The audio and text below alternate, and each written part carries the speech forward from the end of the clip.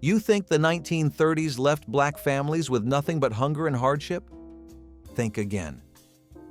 When the Depression hit hardest, African American kitchens became laboratories of survival, stretching pennies into meals that kept entire communities alive.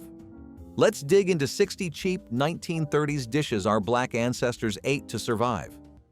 Parched peanut brittle was the Christmas candy requiring nothing but peanuts, sugar, and patience over a hot stove.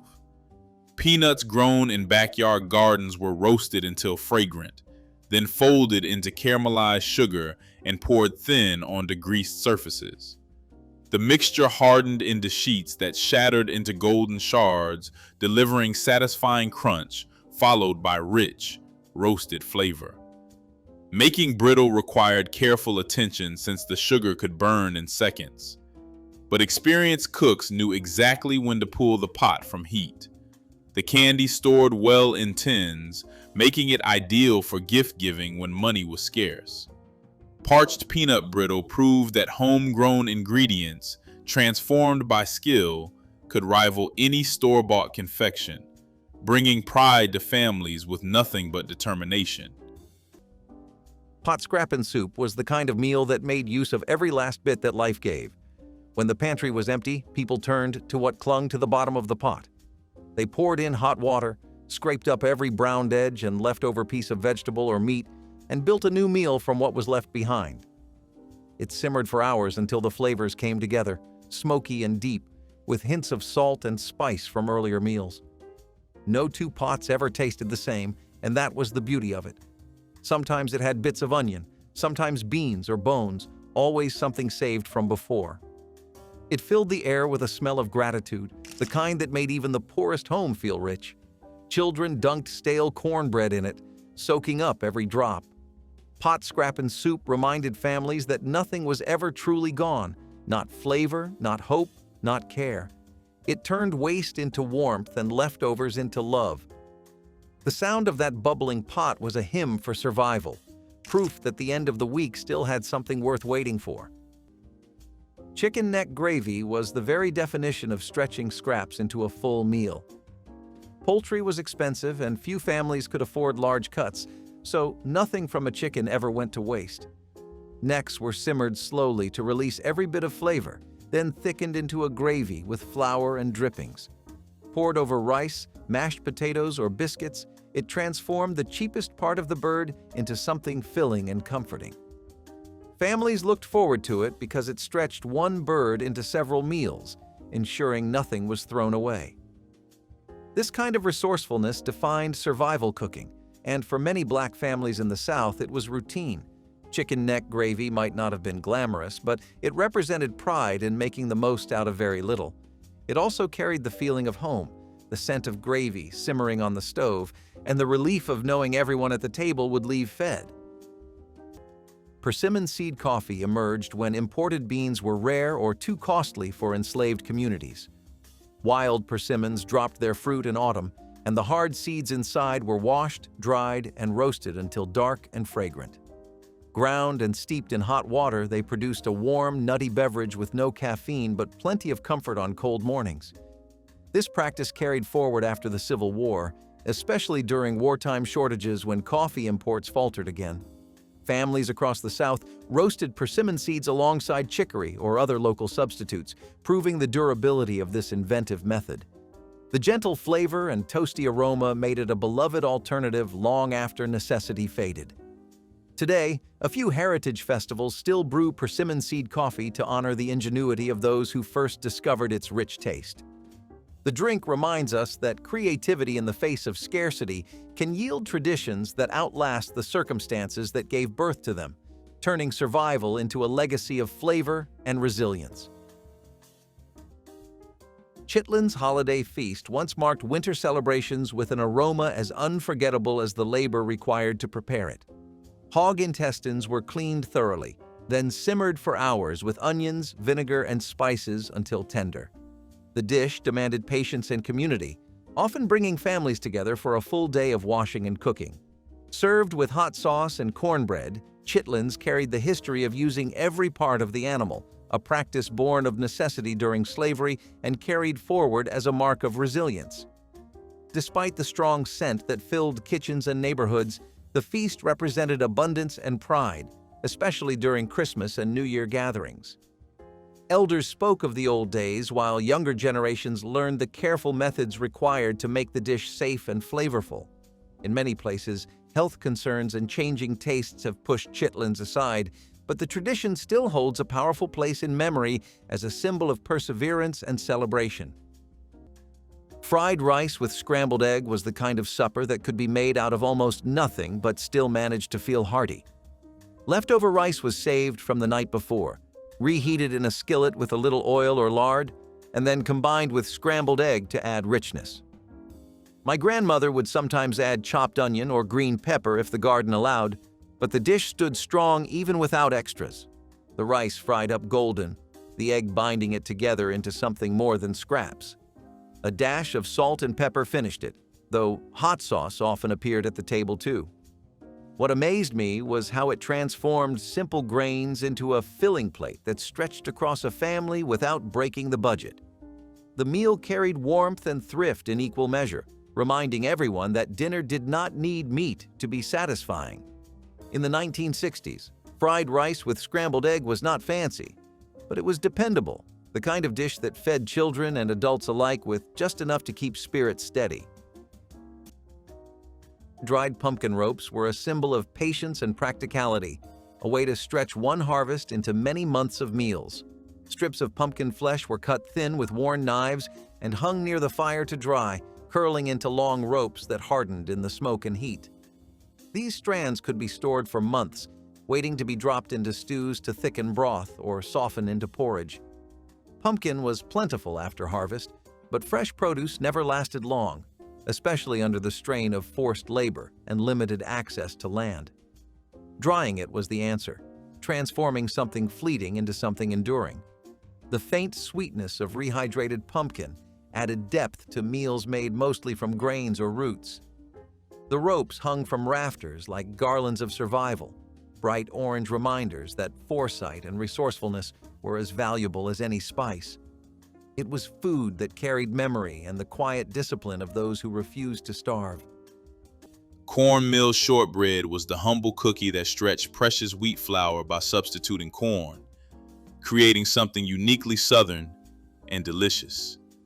Butter or lard was creamed with sugar, then mixed with cornmeal and just enough wheat flour to hold the dough together. The cookies were pressed into pans or shaped by hand, then baked until edges turned golden while centers stayed tender. The texture was crumbly and slightly gritty, with corn's natural sweetness enhancing buttery richness. Cornmeal cost far less than wheat flour, making these cookies affordable when budgets demanded creativity. Mothers baked large batches for Christmas, storing them in tins where they kept for weeks. Cornmeal shortbread proved that substitution born from necessity could create something worth making by choice. Corncob jelly was one of those miracles that made people smile at their own cleverness. When the corn was shucked and the cobs left behind, no one dared to throw them out. Those bare cobs went into a big pot of water, boiled until the water turned golden and sweet-smelling. Sugar and a little lemon juice got added next, then everything was strained until the liquid gleamed like honey. The result was a jelly that tasted faintly of corn, syrupy and light, the perfect spread for biscuits or toast. People used it when fruit was scarce, and it carried a quiet pride that came from turning scraps into sweetness.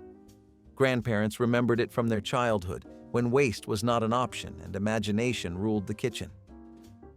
Corncob jelly was proof that flavor could be coaxed out of what others might ignore. It was soft, shining, and made with patience. Those who tasted it never forgot that feeling of abundance born from scarcity. Each spoonful told the story of hands that worked hard, saved everything, and still found time to make something beautiful. Stewed rutabagas were a staple in Southern kitchens during lean years, a root vegetable that could be boiled down and flavored with pork fat for depth. Rutabagas were cheap, stored well through the winter, and filled in for potatoes when those were too expensive or scarce. Families would peel, chop, and simmer them until tender, often serving them alongside beans or cornbread to complete a meal. The dish was hearty without being costly, and it carried a slightly sweet, earthy flavor that grew familiar to children who had little else on their plates. Pork fat or drippings were often added to give richness, turning the humble root into something more comforting. Stewed rutabagas became a dish tied to survival, reflecting both garden ingenuity and frugality. They were not glamorous, but they were dependable, and that mattered most. For many families, a pot of rutabagas simmering on the stove was the scent of perseverance. They represented sustenance and simplicity in the hardest of times. Burdock root stew speaks to the deep botanical knowledge carried by African cooks who could read the land for nourishment even when fields were bare. Burdock, a hardy root with a flavor similar to earthy artichoke, grew wild along fence rows and shaded ditches where other crops refused to thrive. Gatherers dug the long taproots with simple hand tools, scrubbed them clean, and sliced them thin before simmering them for hours with any garden greens or herbs that might be on hand. The slow cooking softened the root into a tender base for a broth that was both filling and rich in minerals. This practice echoed African and indigenous traditions of using wild roots as a staple during lean times. After emancipation, burdock continued to appear in rural foraging guides and folk remedies, admired for its subtle sweetness and sustaining qualities. Today, herbalists still value burdock for its nutrients, reminding us that what once served as a quiet survival food remains a symbol of resourcefulness and a connection to the untamed landscape of the American South. Hoghead cheese was a triumph of resourcefulness, transforming every part of the animal into a dish of surprising elegance. After a hog was butchered, the head was simmered slowly with onions, herbs, and spices until the meat fell from the bone.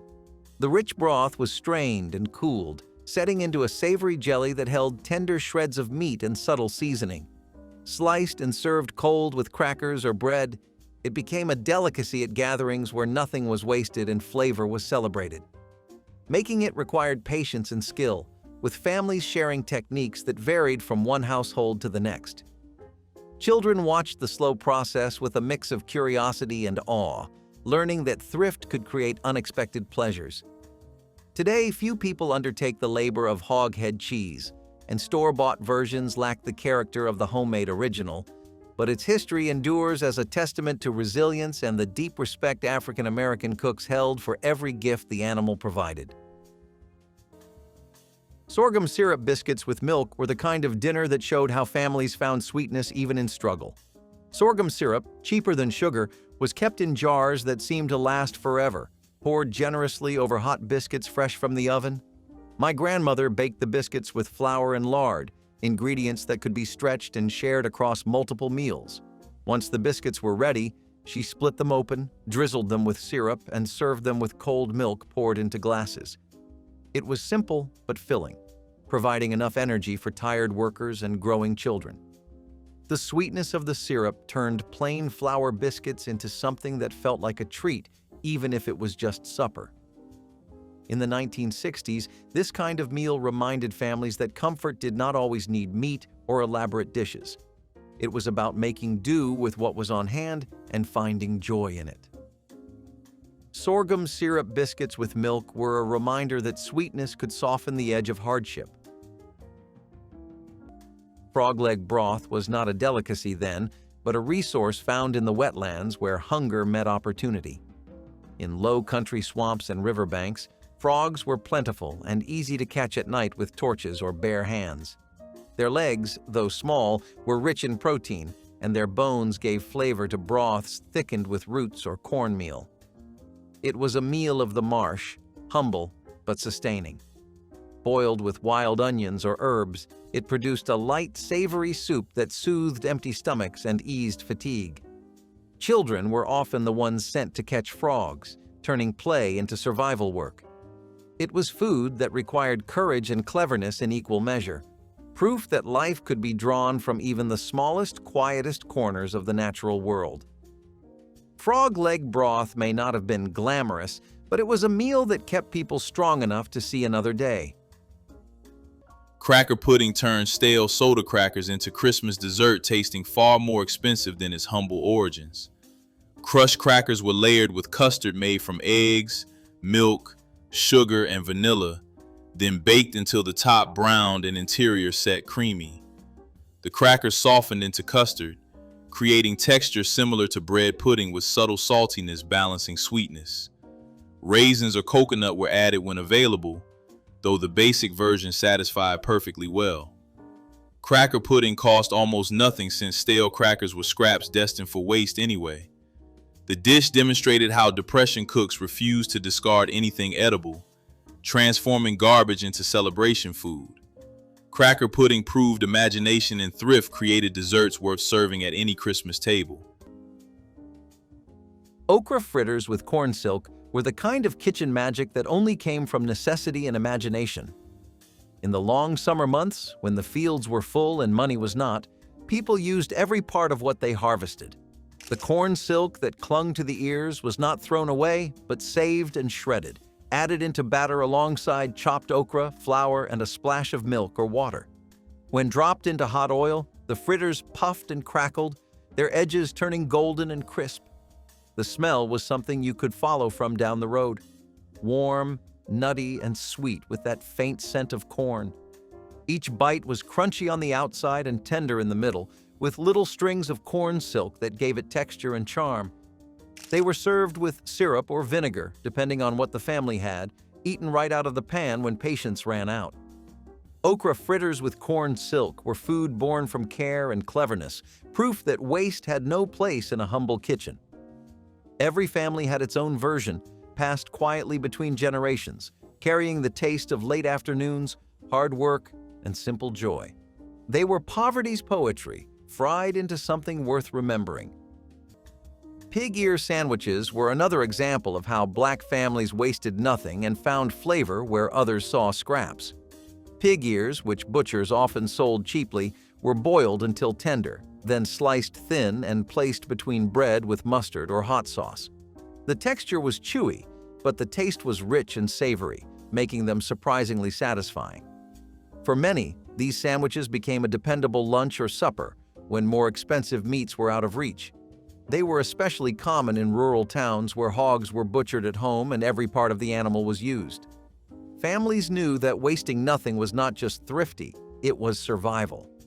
Eating pig ears was also a mark of resilience, turning overlooked cuts into a food that people grew to enjoy.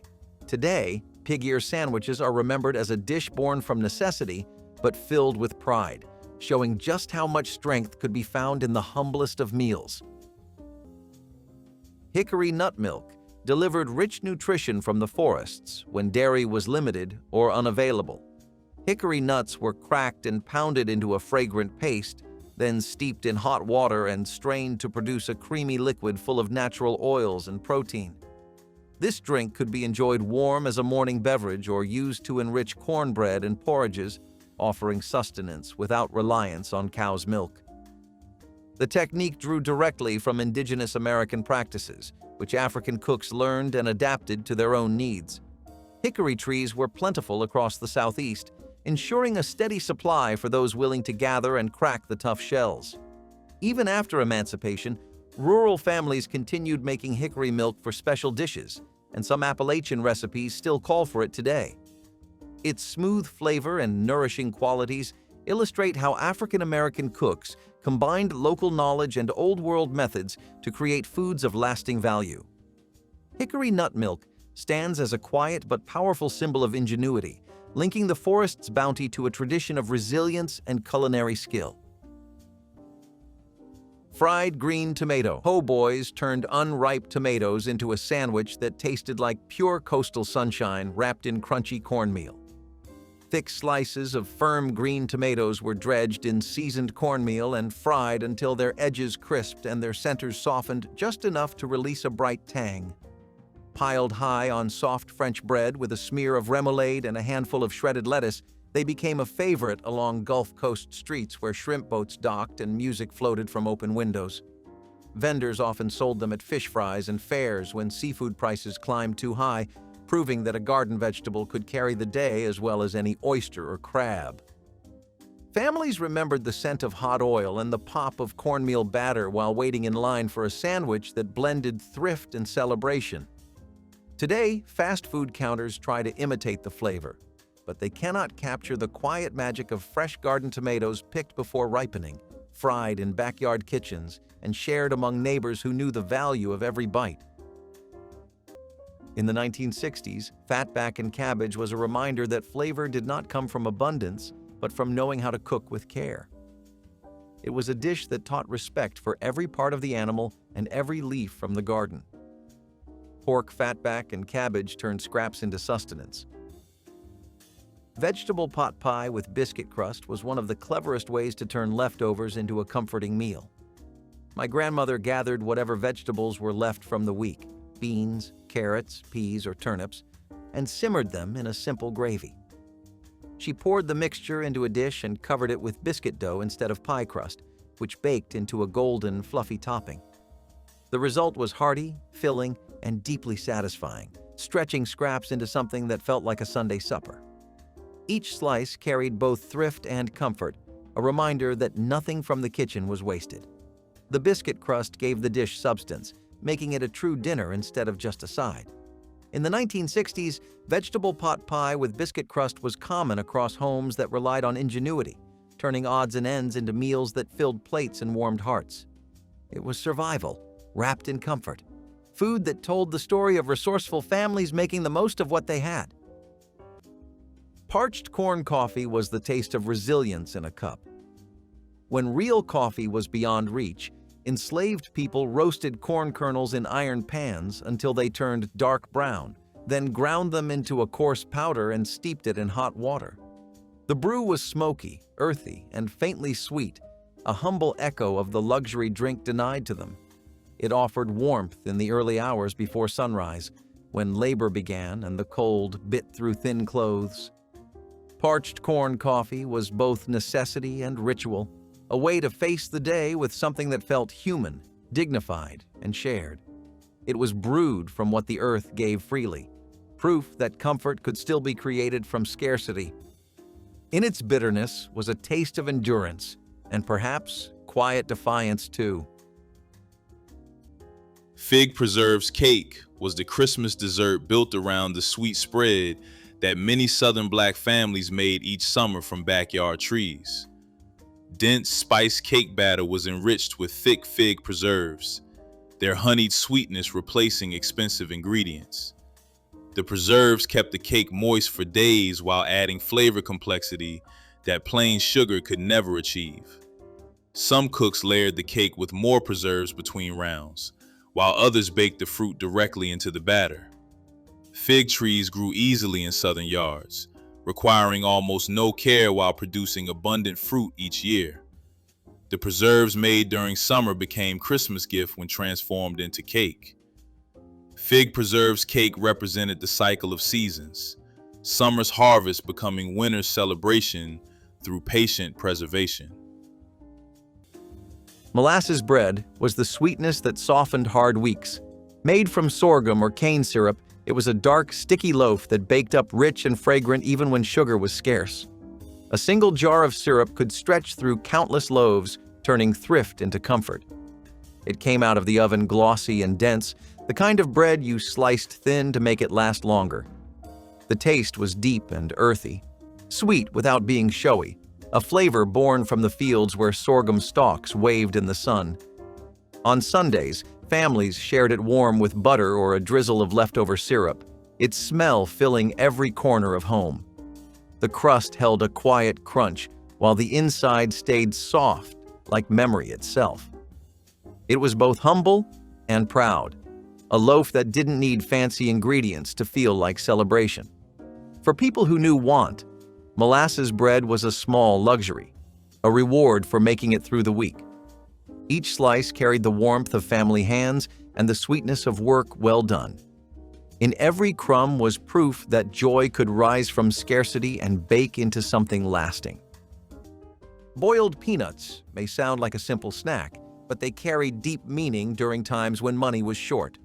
Fresh green peanuts were harvested from fields and boiled slowly in salted water until soft, turning them into something filling and protein-rich. They were sold by street vendors, shared at church gatherings, and eaten hot from pots on family stoves. The salty, earthy flavor made them addictive, and because peanuts were relatively inexpensive, they became a food that was both affordable and sustaining. For many Black families, boiled peanuts represented community and togetherness as much as they did thrift. They were eaten by hand, cracked open while people talked, sang, or worked, making them a food tied closely to everyday life. In hard times, they were cheap enough to feel like a small luxury, a treat that was still practical. Boiled peanuts became more than food. They were a shared memory, passed down across generations. Roasted gourd seeds turned the remnants of pumpkins and native gourds into a vital source of fat and minerals. After the flesh was cooked for soups or pies, seeds were washed, lightly salted, and spread near the hearth to dry before roasting.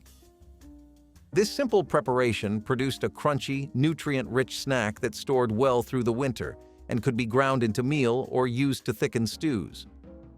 Similar seed roasting traditions existed across West Africa, where pumpkin and melon seeds were prized for both flavor and nutrition, and those techniques crossed the Atlantic with enslaved people.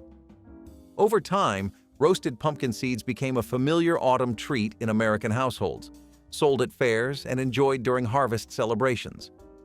The practice illustrates how African culinary memory merged with indigenous crops, creating a food that moved from necessity to seasonal pleasure. Roasted gourd seeds continue to appear in modern kitchens and farmers markets, carrying with them the history of careful saving and the resourceful spirit that turned every part of the plant into nourishment. Okra and tomato succotash brought color and heritage together in one bubbling skillet. Fresh okra pods, sliced thin, mingled with sweet ripe tomatoes, corn kernels, onions, and peppers, creating a medley that linked West African traditions with Native American harvests. The dish simmered until the vegetables melded into a savory stew, thickened naturally by the okra's silken texture. Farmers' markets once overflowed with the ingredients every late summer, and families counted on succotash to stretch their crops and fill their tables. It was a side dish that could stand as a main course when meat was scarce, and its bright flavors paired beautifully with cornbread or rice. Elders told stories of ancestors who carried seeds and memories across oceans and frontiers, weaving history into every spoonful. Though many still grow okra and corn, the slow, careful preparation of true succotash has become rare, replaced by frozen blends and quick sautés that cannot match the patient flavor of the old garden skillet. Homemade cornmeal pancakes for supper were another way families stretched basic ingredients into a filling meal. Flour, cornmeal, lard, and milk came together in a batter that fried into golden cakes on a hot skillet. My grandmother served them stacked, drizzled with syrup if any was available, or eaten plain with butter when syrup was gone. The pancakes were fluffy yet hearty, giving enough energy to hold a family until morning. They cost next to nothing but fed many, which was exactly what mattered most. Children loved the sweetness when syrup was added, while adults appreciated the sheer substance of the cakes. In the 1960s, cornmeal pancakes were a staple when meat was scarce, turning humble ingredients into something warm and reliable. It was comfort food born of necessity, one of those meals that never left memory even as times changed. Homemade cornmeal pancakes carried the spirit of thrift, filling plates with love and survival. Cattail shoots were a food of hunger seasons, gathered from marshy ponds and swamps when the crops ran out. The young shoots, pale and tender near the base, could be eaten raw or boiled, tasting faintly of cucumber and corn. They grew where others saw only weeds, a secret supply of nourishment hidden in plain sight. Harvesting them meant wading into mud and cold water, cutting each stalk by hand. Cooked with salt or mixed into cornmeal cakes, they offered fiber, minerals, and hope. The cattail was generous. It provided roots for flour, leaves for weaving, and shoots for eating. Its abundance made it a silent ally to those who had little else. In the face of hunger, these swamp plants became a lifeline, a reminder that survival often grows quietly at the edge of hardship. Horehound drops were the old-fashioned Christmas candy connecting Black families to herbal traditions stretching back generations. The bitter herb grew wild throughout the South, gathered freely from roadsides by those who knew where to look. Horehound leaves were steeped into strong tea, combined with sugar, and boiled into hard candy that soothed sore throats while satisfying sweet cravings. The flavor was intensely herbal with bitter undertones balanced by sweetness, an acquired taste children learned to love. Mothers made these as medicine and treat combined, giving them throughout cold winter months. The drops cost nothing but labor since the herb grew wild, and sugar could be bartered cheaply. Horehound drops represented folk knowledge passed through generations. Salt and sugar apples were a quick delight on long afternoons when the pantry was bare. A single apple could become a treat with just a pinch of salt and a sprinkle of sugar rubbed into its skin.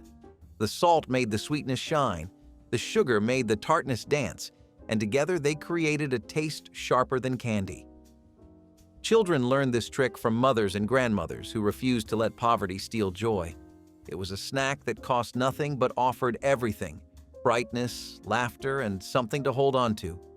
Workers carried salted apples to the fields, students packed them for lunch, and families ate them under porches as the day cooled. The juice ran down your fingers, sticky and satisfying, proof that small pleasures still existed even when times were hard. Salt and sugar apples were a symbol of gratitude, of finding sweetness in hardship. They taught a quiet lesson that flavor does not come from excess, but from attention. Every bite felt like hope, crisp, honest, and alive. Corn husk tamales in the Delta carried a story of adaptation and resilience, blending African-American creativity with Mexican influence. Families filled corn husks with seasoned cornmeal dough and sometimes small bits of pork or vegetables, then simmered them slowly until firm. They were portable, hearty, and could stretch a handful of ingredients into meals for many. In the Delta, these tamales became a community staple, often sold from wagons or small kitchens to neighbors who could not afford restaurant food. Wrapped in corn husks, they represented thrift and tradition, proof that families could borrow from other foodways and make it their own. Tamales were often shared at gatherings or passed around during long workdays, feeding both body and spirit.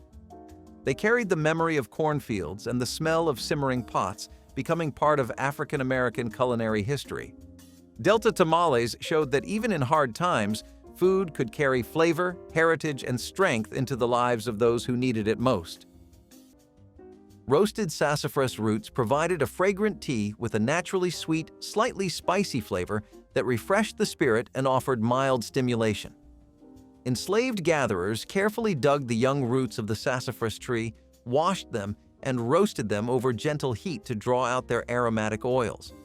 When steeped in hot water, the roasted roots released a deep reddish brew with notes of vanilla and citrus.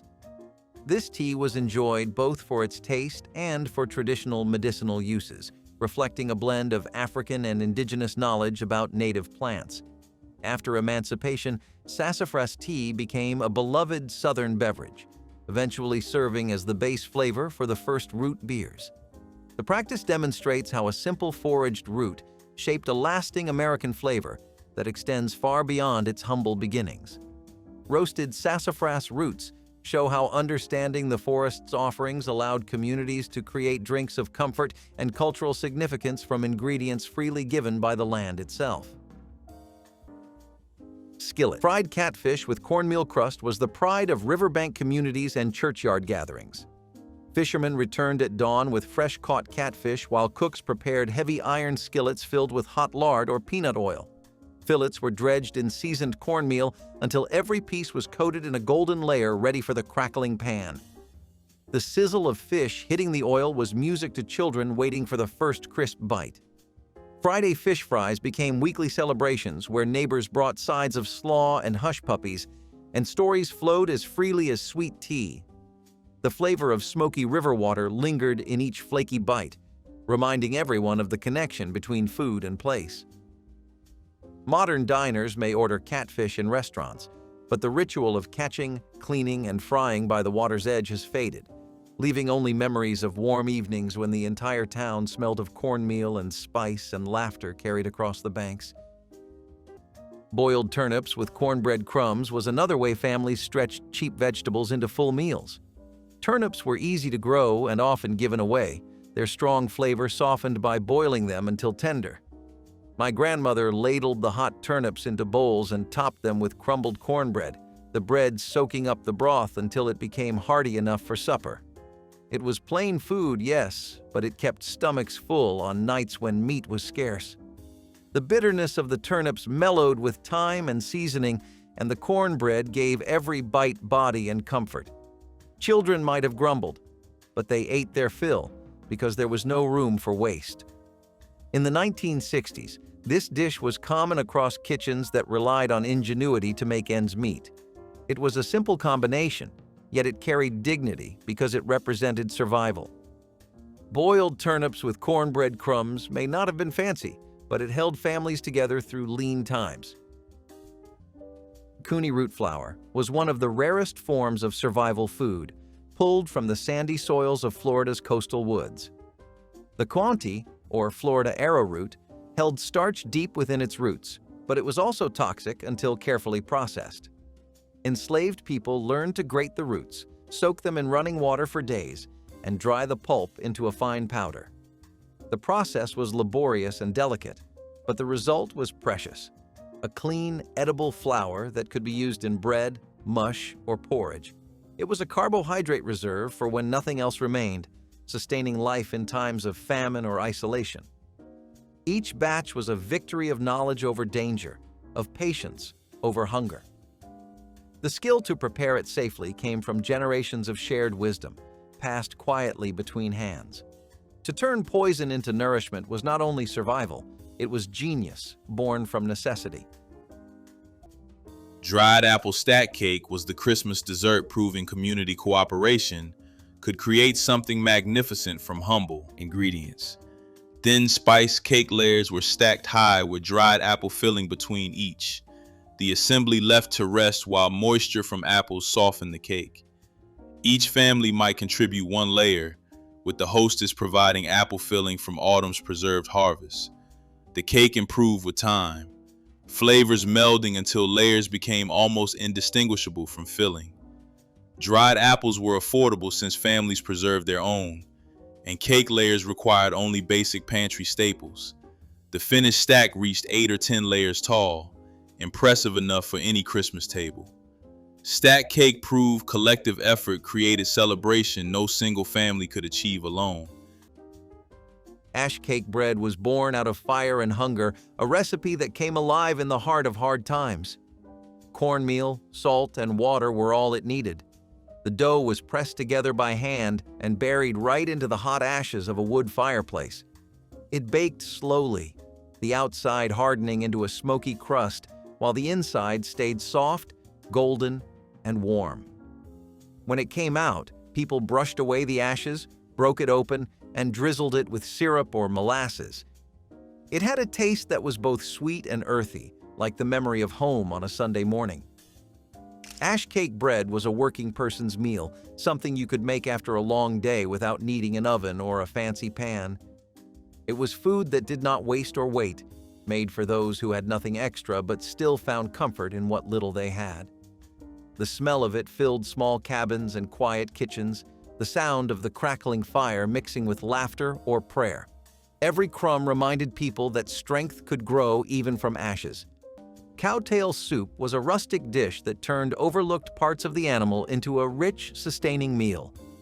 Families would simmer ox or cow tails for hours until the broth thickened, drawing out deep flavors from the bones and marrow. Vegetables like carrots, onions, and potatoes were added when available, creating a stew that was filling and full of nutrients. Cowtail soup was a dish of patience, requiring time but rewarding households with warmth and nourishment that could last days. It carried a strong, hearty flavor that reminded families of home cooking, even in years when food was scarce. Because tails were cheaper than prime cuts, they became an accessible protein source for families who could not afford much. The soup symbolized frugality and resourcefulness, proving that even bones could be transformed into meals that held people together. Cowtail soup was more than broth. It was the taste of resilience in hard times. Maypop fruit mash turned the wild passion fruit of the American South into a rare dessert filled with tropical fragrance. Known as maypop for the sound of its hollow fruit when stepped on, this native vine produced aromatic yellow fruits that ripened in late summer. Enslaved foragers gathered the fruit, split the rinds, and scooped the bright pulp into a bowl with a drizzle of molasses or honey when such sweeteners were at hand. The result was a naturally tangy treat that needed no cooking and provided a burst of vitamins. The flavor, a cross between citrus and melon, delighted anyone lucky enough to taste it. Even after emancipation, rural families prized maypops for jellies and pies, and the plant remains a cherished wild edible across the Southeast. Maypop fruit mash preserves a memory of fleeting seasonal abundance and the creativity that transformed wild gifts into moments of celebration, proving that even in the harshest circumstances, people found ways to enjoy the bright, unique flavors offered freely by the natural world. Sweet potato pie with brown sugar meringue crowned holiday tables with a beauty that matched its flavor. Smooth, mashed sweet potatoes blended with warm spices created a filling as rich as any custard, poured into a flaky handmade crust. The crowning touch was a cloud of meringue whipped with brown sugar until caramel-scented peaks formed and browned lightly in the oven. Families saved the first slice for honored guests or elders, a sign of respect and affection. The pie carried the sweetness of the southern soil and the skill of generations who knew how to stretch simple ingredients into celebration. Children licked the mixing bowls clean while parents watched the meringue rise, a shared moment of anticipation before the feast. Over time, commercial pies and instant mixes dulled the tradition, but those who remember the warm aroma of brown sugar meringue know that this dessert is more than food. It is a memory of family love, patient hands, and the quiet pride of homemade beauty. Shepherd's pie with mashed sweet potatoes was a clever twist on an old classic that fit the budget of Black families in the 1960s. Instead of pricey white potatoes, sweet potatoes from the garden were boiled, mashed, and spread on top of a filling made from scraps of meat and vegetables. My grandmother would use whatever was left, bits of beef, chicken, or even pork, chopped small and cooked with onions, carrots, or peas until it formed a savory base. The sweet potato topping baked into a golden layer that balanced the salty meat with a touch of natural sweetness. It was hearty enough to fill everyone, but cheap enough to make even during lean weeks. Sweet potatoes were plentiful in many southern gardens, and they stretched farther than most vegetables because they were filling and rich in flavor. Shepherd's pie with mashed sweet potatoes was more than just food. It was a statement of ingenuity. Families made do with what they had and still put something warm and comforting on the table. That golden crust represented thrift and care, carrying both survival and love in every spoonful. Crushed oyster shell lime was survival ingenuity disguised as chemistry. Oysters, abundant along the southern coast, provided more than food. Their shells were burned or ground to make lime, which could be used to cure meats, preserve vegetables, or supplement diets lacking calcium. The process was slow and smoky. Shells collected, crushed, and heated until they turned white and brittle. The powder that remained was mixed into brine or rubbed onto food before storage. It could even be used to whiten walls or patch small cracks in chimneys, turning waste into utility in every sense. For those denied access to medical care or proper nutrition, this humble material offered health and preservation alike. The smell of burning shells lingered in the air, marking the intersection of hardship and invention. It was the science of necessity, born not in laboratories but in the open air by those who learned to read nature's laws through need. Even waste became resource. The oyster shell stood as a small testament to wisdom gathered from both land and sea, proof that nothing in survival was ever truly thrown away, and that even what was discarded could build the foundation of endurance. Sorghum popcorn balls appeared on Christmas tables throughout Black households where both ingredients grew abundantly and cost almost nothing. Popcorn was popped over wood fires, then drizzled with hot sorghum syrup, boiled to the perfect sticky stage. Buttered hands shaped the mixture into balls while still warm, pressing firmly so kernels held together. The syrup added deep, earthy sweetness that refined sugar could never match, complementing the toasted corn perfectly. Children received these as Christmas gifts, wrapped in waxed paper or tucked into small bags. Sorghum popcorn balls represented the ingenuity of families who grew their own sweetener and corn. The treats lasted for days, carried in pockets and nibbled slowly to make Christmas stretch as far as possible. Eggshell pudding was an act of pure ingenuity, a sweet custard built from things no one thought could be used. Families saved eggshells, washed and dried them, then ground them into powder for extra calcium. That powder went into milk, sugar, and cornstarch, stirred together until it thickened over the stove. It set in jars or bowls, smooth and pale, a dessert that looked humble but held the taste of patience. It was soft, slightly sweet, and carried the faint scent of vanilla if a family could afford it. Children thought it was magic, how scraps turned into something good. It filled more than bellies. It filled hearts with gratitude. Eggshell pudding was the promise that nothing had to go to waste, that even the smallest fragments had purpose. In every spoonful was the spirit of endurance, a quiet hymn to survival sung right from the kitchen stove. Cornmeal batter cakes were one of the simplest meals that could appear on a Southern table, and they carried generations of tradition within them. Families would take cornmeal, water, and sometimes a pinch of salt, stir it into a thin batter, and fry it on a hot griddle until crisp at the edges. They were plain, but they filled stomachs and could be eaten with molasses, honey, or drippings if there was any to spare. For children heading to school or workers starting long days in the fields, these cakes offered quick energy without costing much. Cornmeal was one of the most dependable ingredients because it was cheap, easy to store, and produced in abundance across the South. A few scoops stretched further than wheat flour, and it did not require yeast or fancy preparation. Cornmeal batter cakes might have been plain, but in households facing hunger, they meant survival and warmth. They were a food that held families steady when little else did.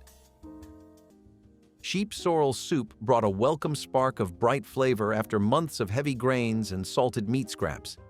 This common wild plant, with its arrow-shaped leaves and natural lemony tang, grew freely in meadows and along woodland edges. Enslaved gatherers picked the young leaves early in spring, rinsed them well, and simmered them with water and a handful of onions or garlic if available.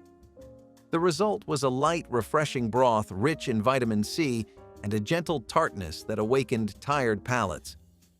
African culinary traditions often prized sour greens, and this soup reflected that taste while also serving an important nutritional role in preventing scurvy. After emancipation, sheep sorrel remained a favorite wild green in many rural communities, used in teas and simple soups that celebrated the arrival of warmer weather. Today, foragers still seek it for its tangy bite and health benefits. Sheep sorrel soup stands as a quiet example of how careful observation of the land turned common weeds into an enduring part of Southern culinary heritage. Homemade chow chow relish added brightness and crunch to plates crowded with greens, beans, and smoked meats. Cabbage, onions, peppers, and green tomatoes were chopped fine and simmered with vinegar, mustard seed, and sugar until they formed a tangy condiment that could last through winter.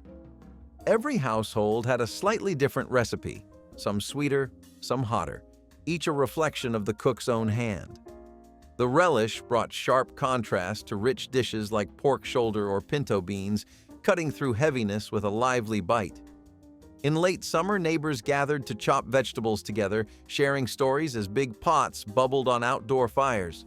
Jars lined pantry shelves in rows of glowing gold and green, a promise of flavor when fresh produce was long gone. Over time, store-bought pickles and bottled sauces replaced the careful preparation of chow chow, but its memory endures wherever families recall the sound of knives on wooden boards and the reward of a bright spoonful alongside a hearty meal.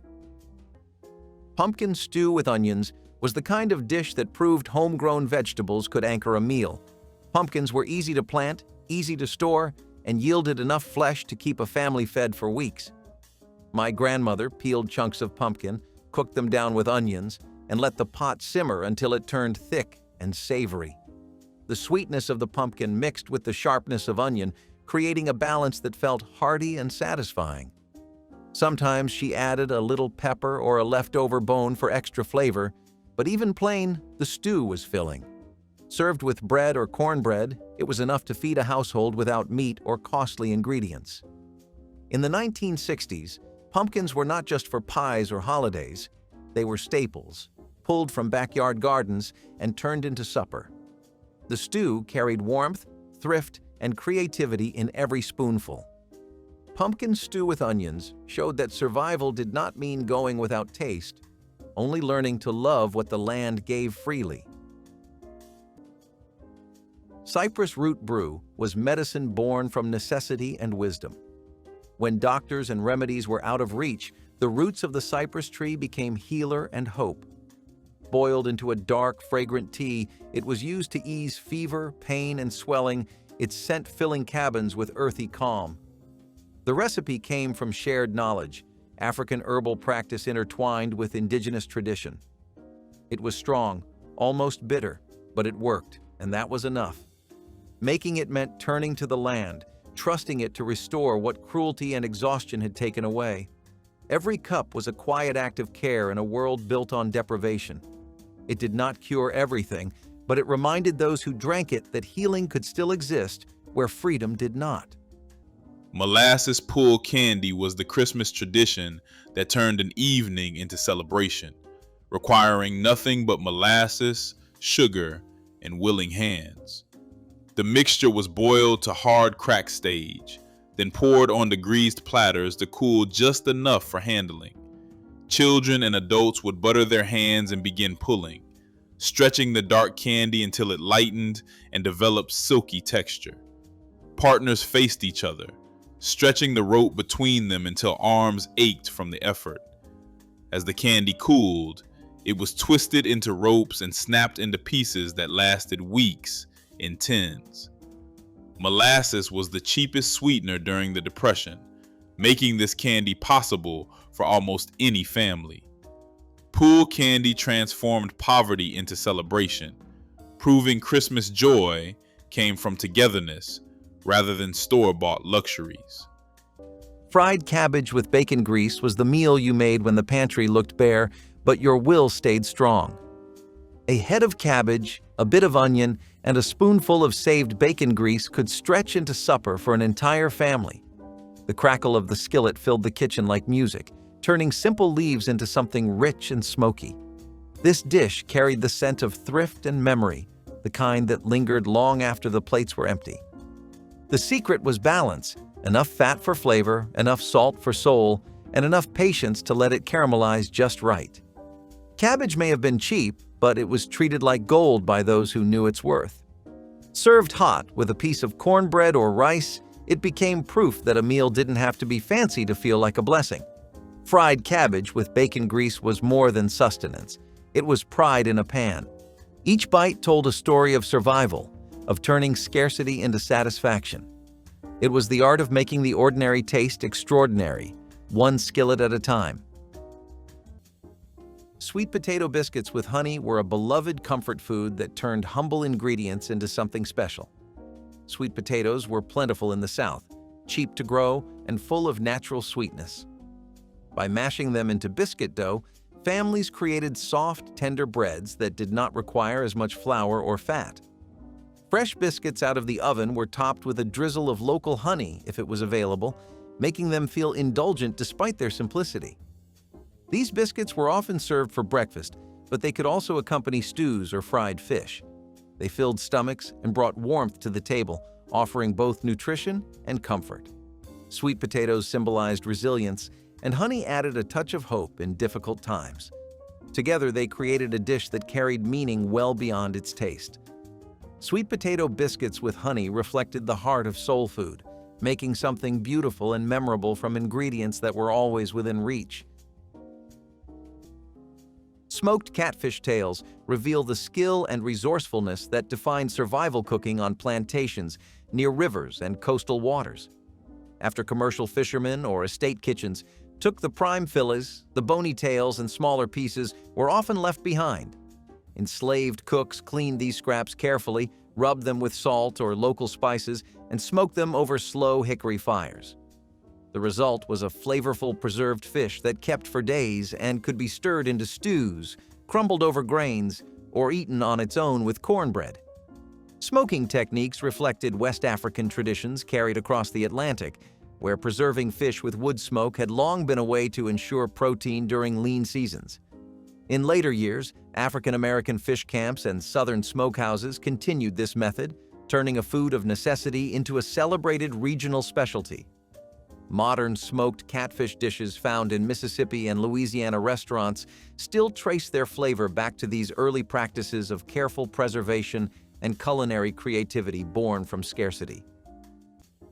Stewed oxtails with rice gravy brought deep flavor and slow-cooked richness to Sunday tables across many African American communities. Oxtails, once inexpensive and overlooked, were browned in heavy pots and then simmered for hours with onions, garlic, and spices until the meat turned buttery soft. The braising liquid thickened into a silky gravy that clung to each grain of rice, creating a dish that was equal parts comfort and celebration. Families saved this meal for weekends when everyone could gather because patience was essential and conversation flowed while the pot worked its magic. Children sneaked tastes from wooden spoons, drawn by the savory aroma that filled the house from morning until evening. The humble tale, once discarded by butchers, became a centerpiece of pride and ingenuity.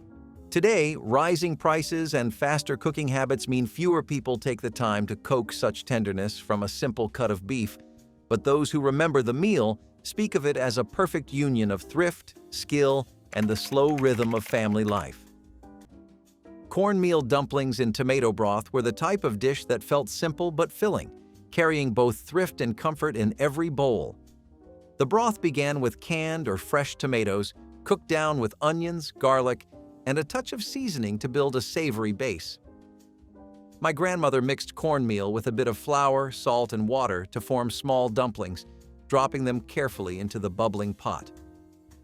As they simmered, the dumplings softened into tender bites, soaking up the tang of the tomatoes while thickening the stew. The smell alone brought everyone to the kitchen, the blend of corn and tomato promising something hearty without needing meat. Cornmeal was cheap and always on hand, a staple in Black households across the South. Tomato broth was inexpensive too, whether from garden harvests or canned goods bought in bulk. Together, they created a meal that cost next to nothing but filled hungry stomachs with warmth. Cornmeal dumplings in tomato broth turned two of the humblest ingredients into a family staple, proving that frugality and care could produce meals worth remembering. Brine-preserved greens were an ingenious way to hold on to summer's bounty long after the fields went bare. Collards, mustard greens, and turnip tops were packed into wooden barrels filled with salt water, weighed down with stones, and sealed tight. Over weeks, the leaves softened and fermented slightly, taking on a tangy flavor that woke up the dullest winter meal. They could be rinsed and cooked with lard, onions, or whatever scraps were available. This simple method kept vitamins alive in seasons when fresh food was impossible to find. The scent that rose when the barrels were opened was sharp, earthy, and comforting, a taste of summer revived in the dead of winter. In homes that had little, these barrels represented life insurance against hunger. Preparing them required patience and precision, the kind of quiet discipline that survival demanded. The barrels lined cabin corners like silent guards against hunger, waiting patiently until their contents were needed. In every household that relied on them, brined greens became a sign of foresight and care, another way the enslaved turned hardship into nourishment, proof that even time itself could be bent toward survival when guided by wisdom and will. Sweet potato pone was the Christmas dessert transforming root cellar staples into something approaching luxury during the leanest years. Grated sweet potatoes were mixed with molasses, flour, spices, and whatever fat was available, then baked slowly until the top caramelized into sticky darkness.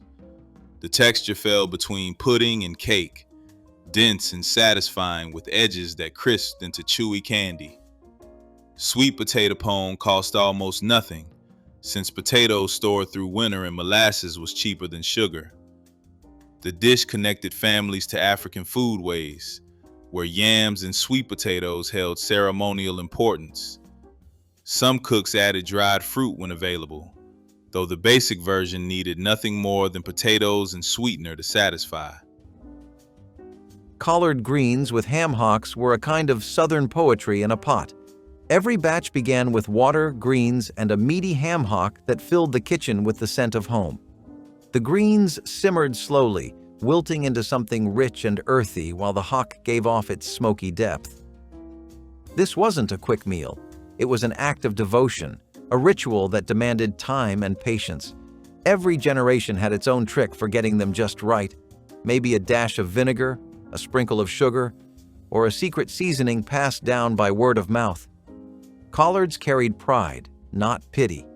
They were the food of workers, field hands, and families that knew the meaning of resilience. Served alongside cornbread, they became the soul of Sunday dinners, a moment when everyone gathered to taste a little peace after a week of hard living. The broth, or potlikker, was so treasured it was sipped from cups when the greens were gone. In every spoonful was survival seasoned with hope. Collard greens with ham hocks stood as proof that even in the toughest times, comfort could still be coaxed from the simplest things. Hog maw stew was a dish that took something most would discard and transformed it into a centerpiece for the table. Hog maw, the lining of a pig's stomach, was cleaned carefully, then stuffed with potatoes, onions, and spices before being simmered until tender. The result was hearty, filling, and deeply flavorful, stretching small amounts of ingredients into a meal that could feed an entire family. In times when money was scarce, hog maw stew allowed families to make use of what they had, proving that nothing from the animal went to waste. It was often served at gatherings where one pot had to go far, reminding everyone of the value of sharing and stretching food. The dish carried cultural roots tied to both survival and celebration, a reminder that even hard times could produce food that comforted and united. Hog maw stew was not fancy, but it represented ingenuity, thrift, and strength in the face of want. Bay leaf infusion offered warmth and gentle comfort, using one of the few aromatic plants that grew wild near plantation quarters. Fresh or dried bay leaves were gathered from native bay trees and steeped in hot water to create a soothing tea with a light floral scent and mild medicinal qualities. This infusion was believed to aid digestion and ease colds, and it provided a calming moment during hard days. The knowledge of bay's healing properties came from both African herbal traditions and local indigenous practices, merging into a shared understanding of the land's quiet gifts. Even after emancipation, African American communities continued to brew bay tea for health and hospitality, and its subtle fragrance remains a hallmark of Southern kitchens where bay leaves still flavor soups and stews. Bay leaf infusion stands as a gentle reminder that survival was not only about calories but also about care, showing how enslaved people drew strength and solace from the natural world around them. Sorrel hibiscus tea brought a ruby glow to church socials and summer porch gatherings. Its tart floral flavor, steeped from dried hibiscus petals and sweetened with cane sugar, reflected Caribbean influences that African American families carried north and west during migrations. Grandmothers brewed the tea in large enamel pots, sometimes adding a hint of ginger or a squeeze of lime to brighten the taste. Children watched the deep red liquid swirl into pitchers, knowing it signaled a special occasion. Served chilled over cracked ice in simple glasses, sorrel tea cooled guests during humid evenings while hymns and laughter filled the air. The drink offered more than refreshment. It was a quiet connection to ancestors and homelands across the sea. Over time, soda and store-bought beverages replaced the careful steeping of petals and spices, and the vibrant tradition faded in many communities. Those who still make it treasure the deep crimson reminder of resilience and shared history that once colored every celebration. Fried green tomatoes with grits was a cheap Southern classic that carried both tradition and thrift in every bite. Unripe tomatoes, plucked before they spoiled, were sliced, dredged in cornmeal, and fried until golden in a skillet of hot oil or bacon fat. My grandmother paired them with bowls of creamy grits, the cornmeal base that stretched across countless households for pennies. The tomatoes were tangy and crisp, the grits soft and warm, creating a contrast that satisfied both hunger and taste. It was food that came straight from the garden and pantry, without needing costly additions. Families ate it often in the summer when tomatoes grew in abundance, but it found its way to the table year-round. The combination of fried green tomatoes with grits represented resilience, resourcefulness, and the comfort of tradition. In the 1960s, this meal stood as proof that good food did not depend on wealth but on knowing how to use what you had wisely. Crab shell chowder was a meal made from what others threw away, the bones and shells left behind once the meat was gone. Along the coast, enslaved cooks learned to coax flavor from the emptiest scraps. Cracked crab shells were boiled with onions, herbs, and a bit of cornmeal or rice, creating a savory broth that smelled like the sea. Sometimes a single claw or a sliver of meat might find its way in, but most of the time, it was just shells and salt water transformed into sustenance. The broth was cloudy and briny, but it was warm and filling, enough to stretch for a family. The steam rose from the pot, rich and salty, curling into the air like a whisper of comfort. The shells gave their last bit of flavor to the pot, a final offering before being discarded again. What was once refuse became nourishment through skill and patience. It was the art of survival turned into cuisine, a testament to how deeply people could draw life from what remained after everything else had been taken. In those bowls of crab shell chowder lived resilience, proof that even emptiness could be turned into sustenance when guided by knowledge, hope, and the will to survive. Coconut drops were the Christmas candy that brought tropical flavor to Depression-era tables when a single coconut could stretch into dozens of treats. Shredded coconut was stirred into boiled sugar syrup, then dropped by spoonfuls onto wax paper, where the mounds cooled into chewy, sweet confections. The coconut added texture and flavor that made each drop feel more substantial than its simple ingredients suggested. Some cooks toasted the coconut first for deeper flavor, while others left it raw for brighter sweetness. A single coconut cost little and yielded enough shreds for multiple batches of candy.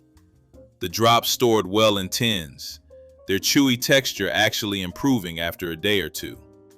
Coconut drops proved that a little creativity could transport families far from Depression hardships. Fried green tomato. Po' boys turned unripe tomatoes into a sandwich that tasted like pure coastal sunshine wrapped in crunchy cornmeal. Thick slices of firm green tomatoes were dredged in seasoned cornmeal and fried until their edges crisped and their centers softened just enough to release a bright tang. Piled high on soft French bread with a smear of remoulade and a handful of shredded lettuce, they became a favorite along Gulf Coast streets where shrimp boats docked and music floated from open windows. Vendors often sold them at fish fries and fairs when seafood prices climbed too high, proving that a garden vegetable could carry the day as well as any oyster or crab. Families remembered the scent of hot oil and the pop of cornmeal batter while waiting in line for a sandwich that blended thrift and celebration. Today, fast food counters try to imitate the flavor, but they cannot capture the quiet magic of fresh garden tomatoes picked before ripening, fried in backyard kitchens, and shared among neighbors who knew the value of every bite. Crowder pea stew was a variant of black-eyed peas that found its way into countless kitchens during hard years. Crowder peas, smaller and creamier than black-eyed peas, were simmered down with onions, peppers, and bits of smoked meat if any were available. The stew was thick, filling, and high in protein, making it essential for families who needed food that stretched far. Served with cornbread or rice, Crowder pea stew could feed many mouths at little cost.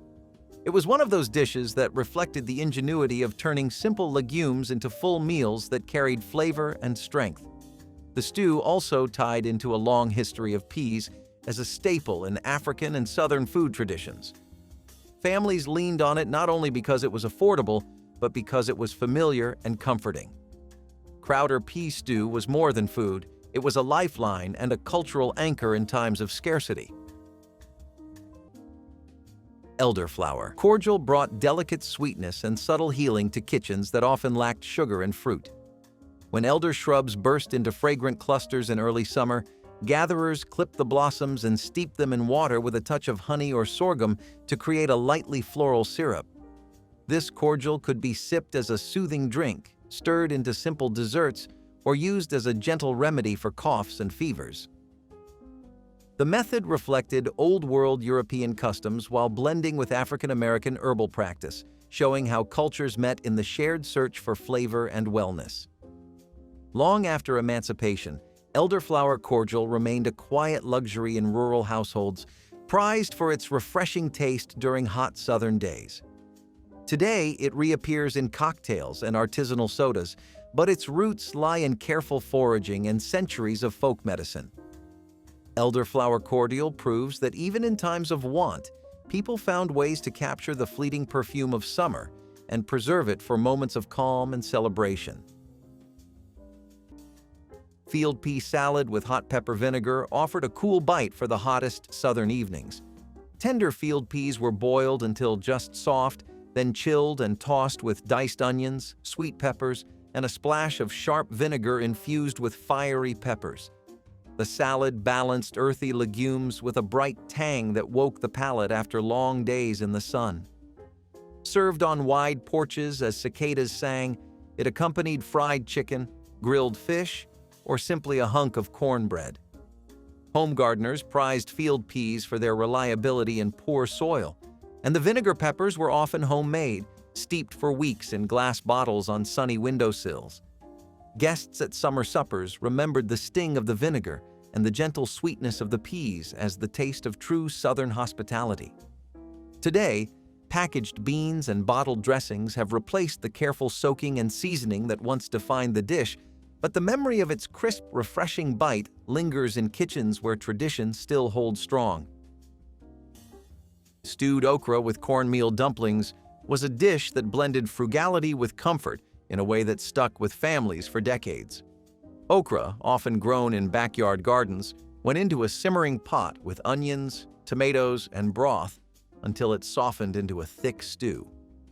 My grandmother would mix simple cornmeal batter, drop spoonfuls into the bubbling pot, and let the dumplings cook until they puffed into tender bites.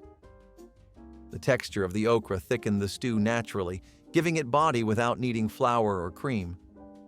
Each bowl carried the flavor of the garden, earthy and sustaining, with dumplings that filled the stomachs of tired workers. It was food that came straight from the soil and stretched further than its ingredients suggested. Children grew up eating this dish as a matter of routine, yet it became part of the rhythm of survival. In the 1960s, stewed okra with cornmeal dumplings was a staple that represented both thrift and ingenuity, turning humble vegetables and flour into something worthy of pride at the dinner table. Roasted acorn mash was one of the earliest lessons in transformation, how something bitter could be made good. Acorns gathered from the forest floor were soaked for days to wash away their harsh tannins, then ground, roasted, and stirred into porridge or cakes. The work was slow, but the result was nourishing, dense, and filling enough to last through the hardest labor. It carried the deep, nutty scent of the woods and a flavor unlike anything from a store shelf today. Making acorn mash required patience and knowledge passed down through generations, blending African technique with native wisdom. It was survival as craft, every step deliberate, every bite earned. For those who lived on the edge of hunger, this humble meal was both shield and strength. It proved that what others overlooked could become a feast in the right hands. Brown sugar fudge appeared at Christmas, when white sugar was too expensive, but the holiday still demanded something sweet. Brown sugar was cooked with milk, butter if available, and vanilla until it reached softball stage, then beaten until it thickened into creamy, grainy fudge. The flavor was deeper than white sugar fudge. with caramel notes making each piece taste richer than its humble ingredients suggested. Mothers poured the mixture into buttered pans, scored squares, and hid them until Christmas morning. Brown sugar costs less than refined white, making this fudge possible even in the hardest times. The candy proved that Depression-era cooks could create luxury from pantry staples and patience, turning nothing into something worth celebrating. Hot water. Cornbread was the sound of sizzling batter and the smell of home. With just cornmeal, salt, and boiling water, cooks created a golden miracle that fed whole families for pennies. It was crisp on the outside, tender on the inside, and tasted like the countryside itself.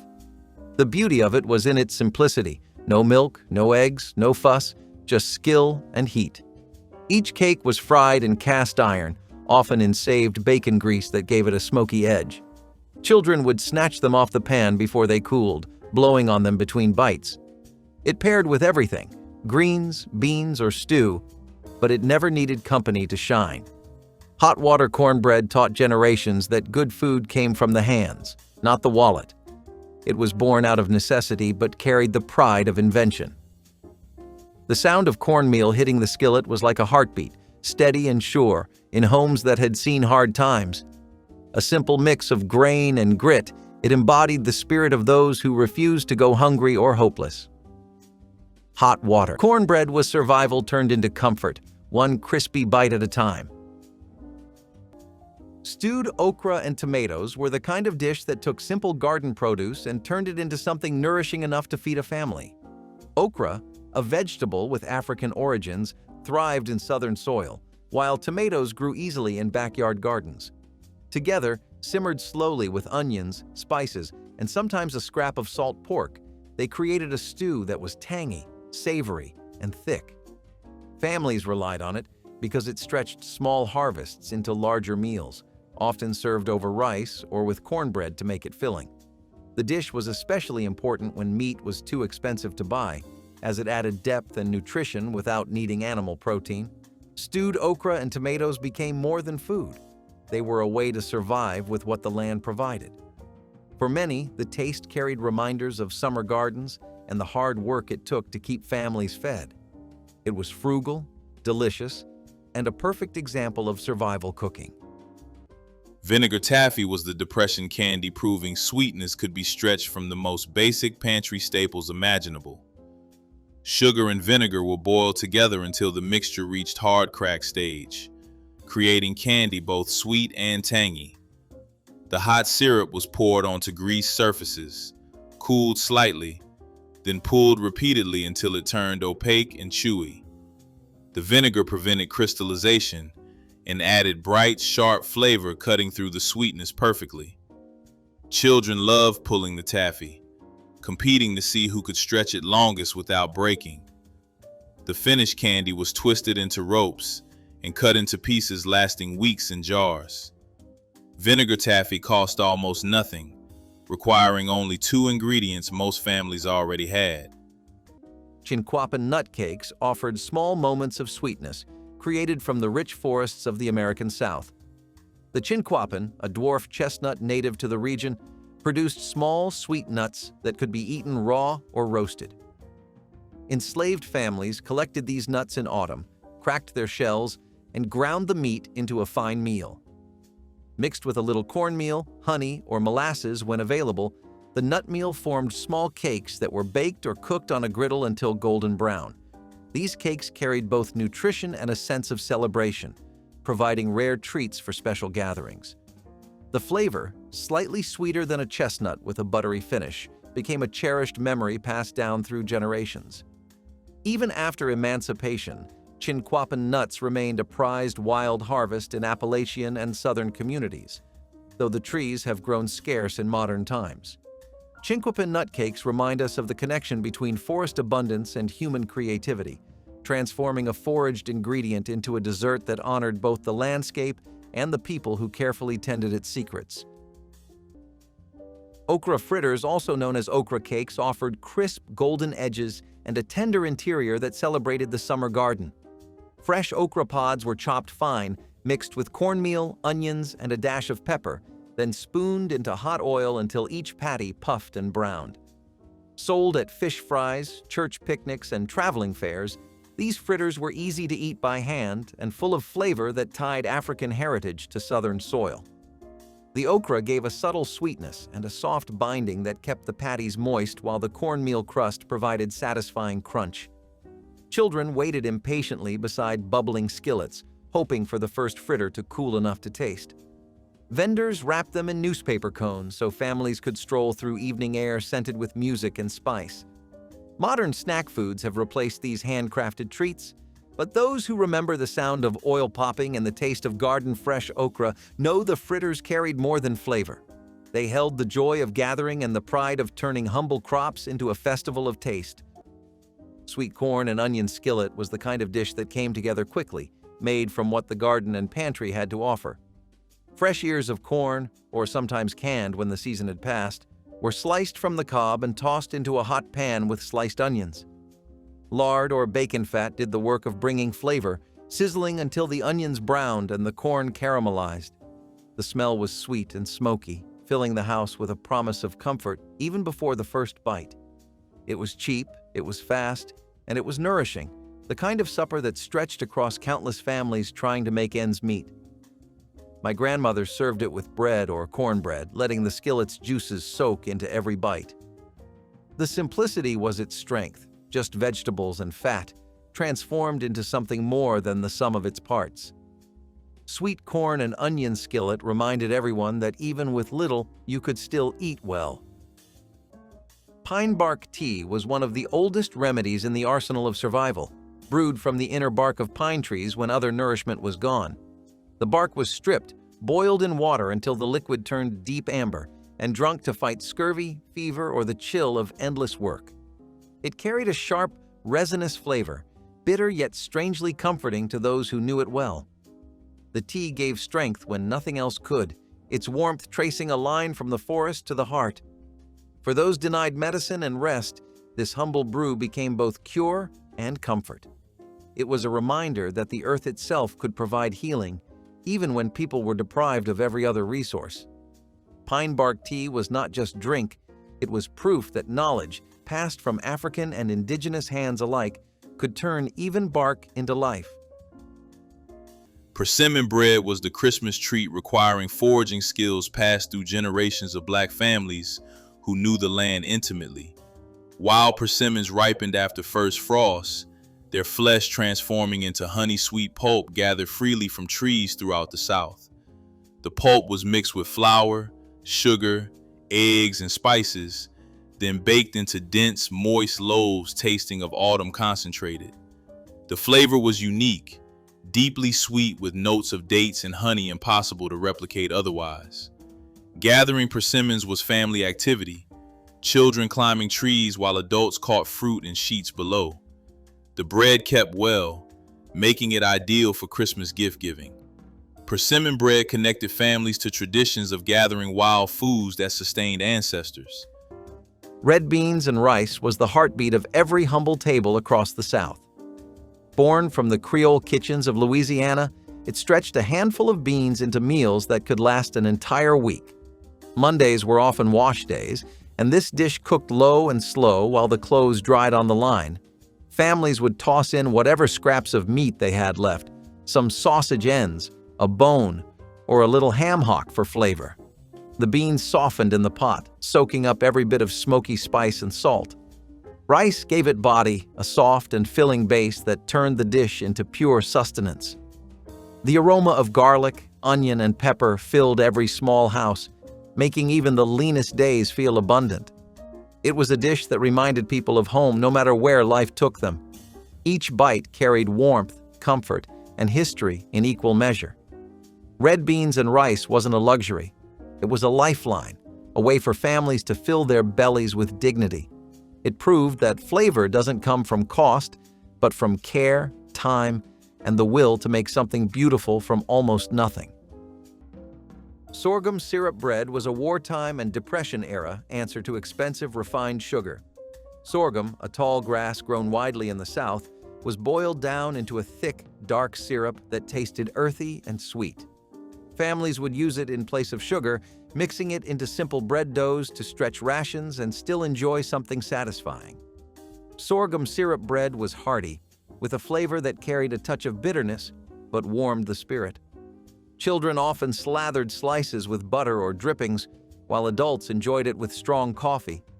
It was a farm food at its core, tied directly to the fields where sorghum stalks grew. Sorghum bread meant that no one had to give up sweetness completely even when sugar prices were too high or stores ran out. This loaf was practical, easy to make at home, and deeply tied to southern soil. After times of scarcity passed, sorghum faded, but the memory of that dark bread stayed. Watermelon rind stew reflects the creativity and endurance of people forced to survive on the edges of the plantation food system. The sweet red fruit was usually reserved for those in the owner's household, but the pale green rind, often thrown away, became a valuable ingredient for the enslaved cooks who transformed scraps into nourishment. Strips of rind were simmered slowly with onions, garden herbs, and whatever seasoning could be gathered or traded, creating a mellow broth rich in minerals and gentle sweetness. This practice traveled forward in time, inspiring the pickled watermelon rind that remains a hallmark of Southern home kitchens today. The dish is more than a recipe. It is a record of resilience, showing how African culinary knowledge turned waste into sustenance and flavor.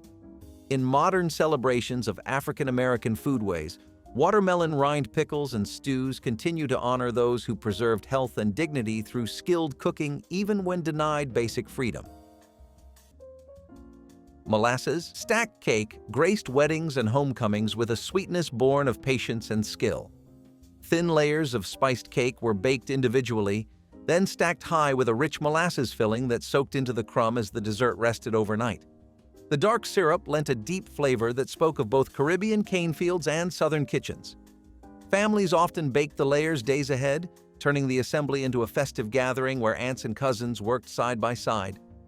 Each slice told a story of celebration and endurance, for molasses was affordable and plentiful even when other sweeteners were scarce. The cake's tall, impressive stature made it a centerpiece on tables decorated for special occasions, a symbol of abundance even in lean times. Today, few households take the time to roll, bake, and stack so many delicate layers, and the recipe lives mostly in old family cookbooks. Those who have tasted it know the quiet triumph of a dessert that rewards effort with lasting memory. Butter beans and rice were another cheap but comforting meal that carried families through lean times. Butter beans, with their creamy texture, were slow cooked until tender, often flavored with a smoked ham hock or bone if one was available. The smoky taste infused the beans and created a rich broth that poured beautifully over rice.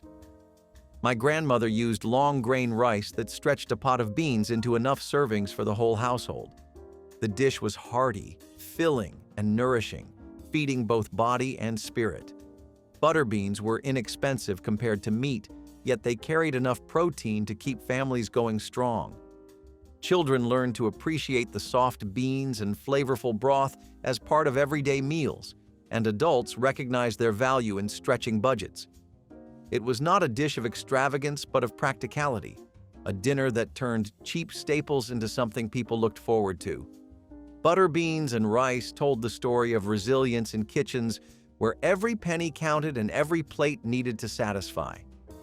Pickled watermelon rinds were the epitome of making something from nothing, a perfect reflection of the ingenuity that sustained life under impossible circumstances.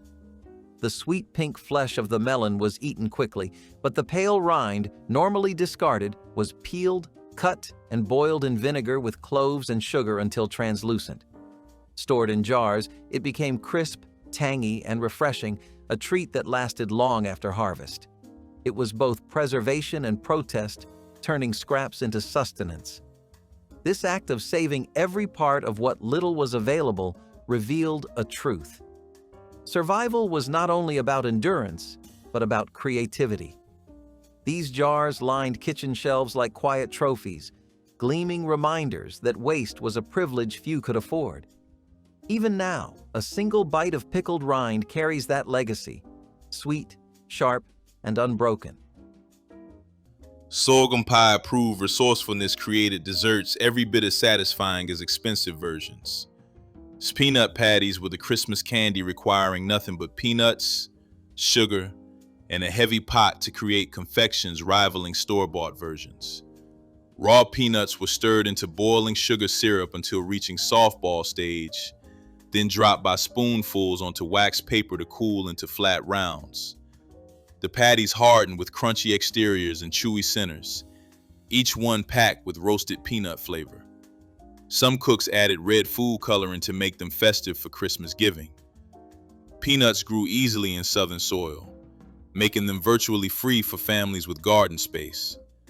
The patties stored well in tins, lasting through the holiday season without losing their satisfying crunch. Peanut patties prove homemade candy could rival anything from the general store. Pig's feet with vinegar sauce were not for the impatient or the faint-hearted. They demanded long hours of boiling and careful cleaning before the meat turned silky soft and rich with flavor. For many families, this dish represented endurance itself, transforming what others threw away into a delicacy that filled the soul. The vinegar cut through the heaviness, adding a tang that woke the taste buds and stretched the appetite. When cooked just right, the gelatin shimmered, thickening the sauce and coating every tender bite. Pig's feet weren't glamorous, but they were honest. They told the truth about survival, about making something from nearly nothing and taking pride in it. Around tables, they sparked stories and laughter, the kind only shared by people who'd known struggle and joy in equal measure. The smell of that vinegar sauce carried through neighborhoods like a promise that good eating didn't need riches. It reminded everyone that patience, thrift, and skill could turn even the roughest ingredients into a dish worthy of celebration. Pig's feet with vinegar sauce were a triumph of flavor and faith, proof that nothing worth keeping ever comes easy. Souse, also known as head cheese, was a dish made from pig scraps that turned thrift into sustenance. The meat from a pig's head, including tongue and cheeks, was simmered, chopped, and set in a broth with vinegar and spices. Once cooled, it formed a terrine-like dish that could be sliced and served cold, usually with bread. Families valued it because it made use of parts of the hog that others ignored, ensuring that nothing edible was wasted. Souse carried tangy flavors from the vinegar and a dense texture that was filling and practical. Though not everyone loved it, those who grew up with it remembered it as a staple on the table during lean times. It represented survival and ingenuity, transforming scraps into something lasting. In households where every bite mattered, souse stood as proof that determination and resourcefulness could make even the most overlooked cuts into meaningful food. Wild plum chutney offered a burst of tart sweetness when sugar was scarce and fruit trees grew untended along plantation edges. Gatherers picked the small, deeply colored plums at peak ripeness and simmered them slowly with a little honey or molasses when available, along with wild herbs for spice. The result was a tangy preserve that enlivened cornbread, salted meats, or simple porridge, providing vitamins and variety in otherwise plain meals. This method of combining fruit with savory seasonings echoed West African chutneys and relishes, demonstrating a culinary bridge between continents. After freedom, African-American home cooks continued to prize wild plums for jellies and sauces, and many Southern families still make small-batch plum preserves each summer. The enduring appeal of wild plum chutney lies in its ability to turn overlooked fruit into a bright condiment that brightens any table. It stands as a flavorful link between survival cooking and the rich tapestry of modern Southern preserves that celebrate both heritage and the gifts of the wild landscape. Sweet potato biscuits once brought warmth to breakfast tables and Sunday dinners alike. Mashed sweet potatoes blended with flour, butter, and a touch of sugar created a dough that baked into soft, slightly sweet rounds. These biscuits paired beautifully with salty country ham or a drizzle of sorghum syrup, offering a perfect balance of savory and sweet. Families often baked them in batches large enough to feed relatives and neighbors, turning an ordinary morning into a quiet feast. The natural sweetness of the potatoes gave the biscuits a gentle orange hue, a visual comfort as well as a culinary one. Children were often given the task of mashing the cooked potatoes, a small role that made them proud participants in a beloved family recipe. Today, store-bought rolls and instant mixes have replaced the slow, careful preparation of true sweet potato biscuits. For those who remember their fragrance filling the kitchen, each bite carries memories of kinship, generosity, and a heritage that deserves to be cherished. Stewed field peas with cornbread was a Southern staple that seemed to appear on tables no matter how hard times got. Field peas were inexpensive, easy to grow, and dried well enough to last through seasons, making them a dependable ingredient when other food was scarce. My grandmother simmered them slowly with onion, maybe a scrap of pork if any was left, until the peas broke down into a thick, savory stew. Cornbread was baked alongside, crumbly and warm, and served as the perfect companion, soaking up every bit of broth. Together they made a full meal, packed with enough substance to keep workers fed after long days in the fields or factories. Field peas were humble compared to black-eyed peas or butter beans, but they carried a taste of the land, earthy and comforting. For families with little money to spare, this pairing was dependable, stretching across generations as a dish of both necessity and pride. Stewed field peas with cornbread filled stomachs, warmed hearts, and reminded everyone that simple food could still be good food. Ground nut stew with foraged snails was a meal that spoke of survival, patience, and deep memory. When meat was impossible to find or too precious to use, people turned to the land itself for sustenance. Wild snails gathered after rain became the answer to hunger, their shells glistening in the damp earth. They were cleaned, boiled, and simmered slowly in a paste made from crushed groundnuts, the peanut having taken firm root in the soil and soul of the South after its long journey from West Africa. The aroma that filled the air was earthy and rich, carrying the same warmth found across generations of kitchens from Sierra Leone to South Carolina. This stew was not only food, it was endurance turned to flavor. Cooking it required time, care, and an understanding that survival meant transforming the simplest of ingredients into comfort. Those who ate it tasted both hardship and ingenuity in every bite. Blackstrap gingerbread was the dark, dense cake that turned the cheapest molasses into Christmas celebration throughout Black households. Blackstrap, the final pressing with strongest flavor, cost less than lighter grades and gave gingerbread intense depth. The batter combined molasses with flour, ginger, cinnamon, cloves, and whatever fat was available, then baked into loaves or sheet cakes. The finished gingerbread was almost black, deeply spiced and moist enough to last for days. Some families topped it with powdered sugar glaze, while others served it plain with coffee. Blackstrap gingerbread appeared at Christmas because spices were traditional holiday flavors, even when nothing else was affordable. The cake proved that the cheapest ingredients created the most memorable flavors. Hoppin' John was more than food. It was a wish whispered into every new year and a memory of old fields and family prayers. Made from black-eyed peas, rice, and a scrap of salted pork, it carried a meaning far greater than its humble parts. Each bowl symbolized luck, wealth, and resilience, a quiet hope for better days ahead. Born on plantations where ingredients were scarce, Hoppin' John turned survival into tradition. The peas represented coins, the rice abundance, and the pork, the flavor of prosperity. It became a holiday staple across generations, cooked in cast-iron pots and served with greens on the side. The slow simmer filled homes with comfort, while the taste spoke of endurance. People didn't just eat Hoppin' John, they believed in it. It was a way to honor ancestors who worked the land and still found joy in sharing a simple meal. Every spoonful connected past to present, hardship to hope.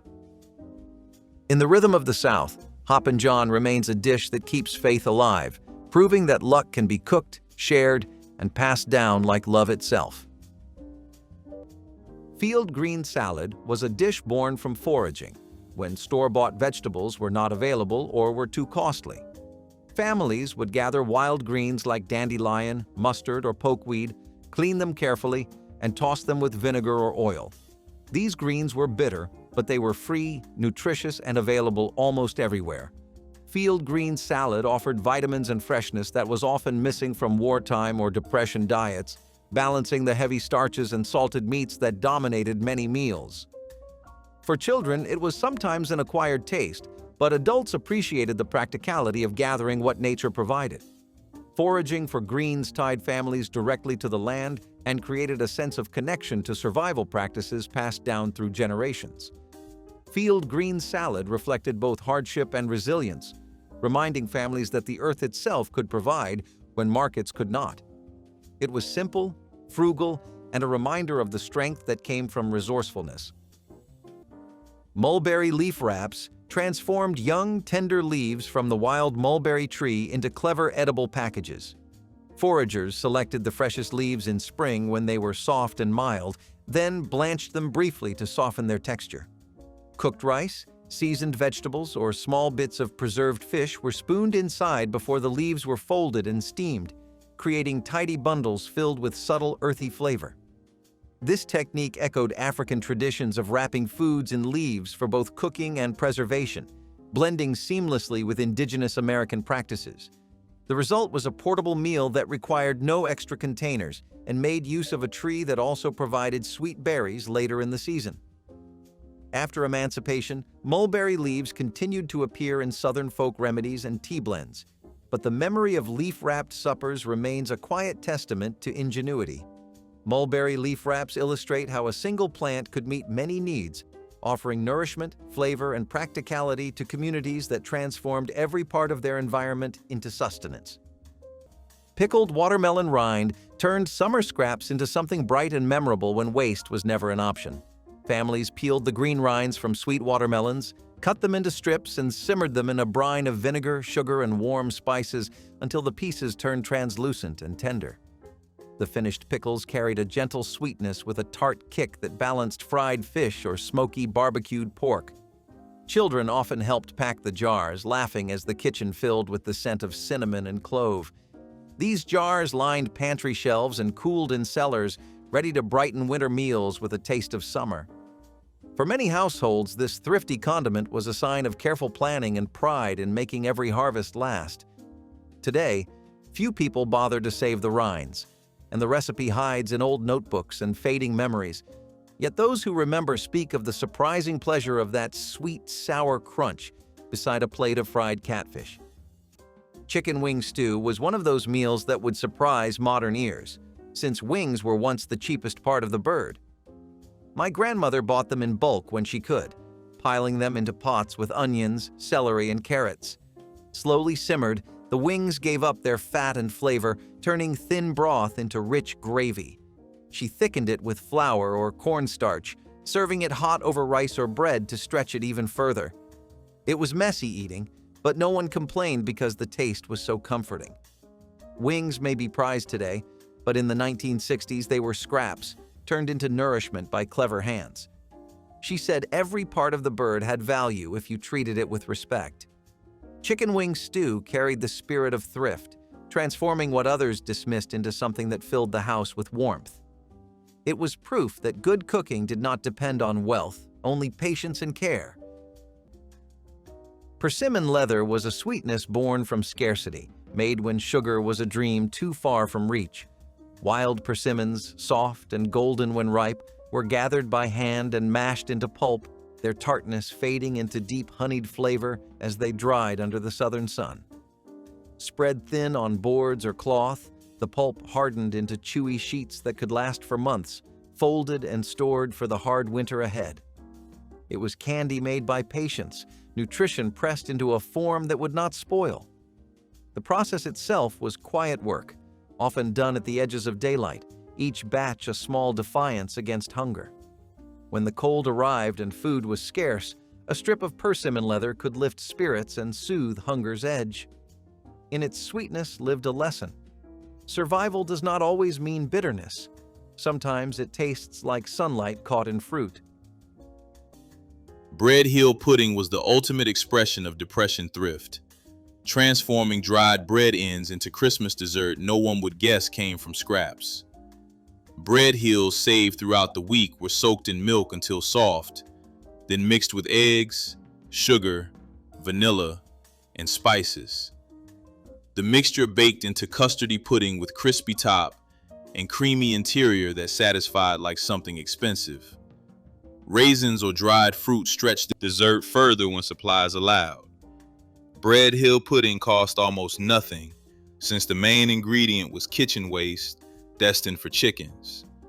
Mothers made this knowing families would never suspect they were eating scraps transformed into something wonderful. The pudding proved that nothing needed wasting when creativity met necessity. Sweet potato biscuits were the soft-spoken stars of every humble table. Made from mashed sweet potatoes, flour, and a touch of lard, they carried the sweetness of the earth and the strength of those who planted it. Each biscuit came out of the oven golden, warm, and smelling like home. Sweet potatoes were a gift crop, tough enough to thrive when others failed, and they carried families through hard seasons.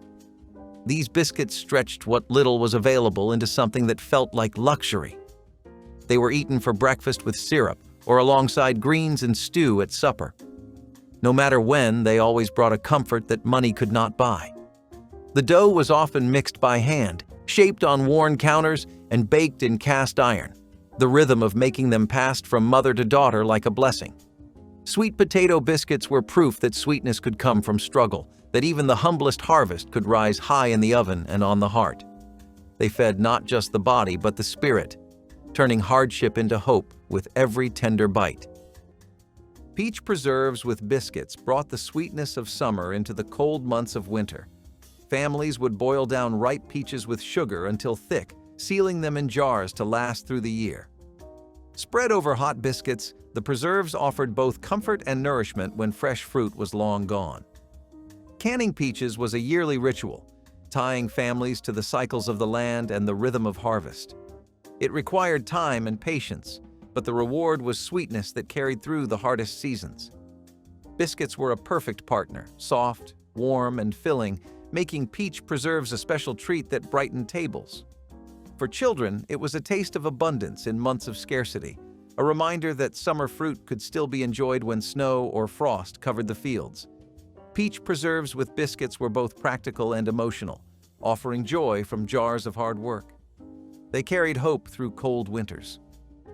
Cane top syrup began with the earliest shoots of sugarcane, long before the full harvest.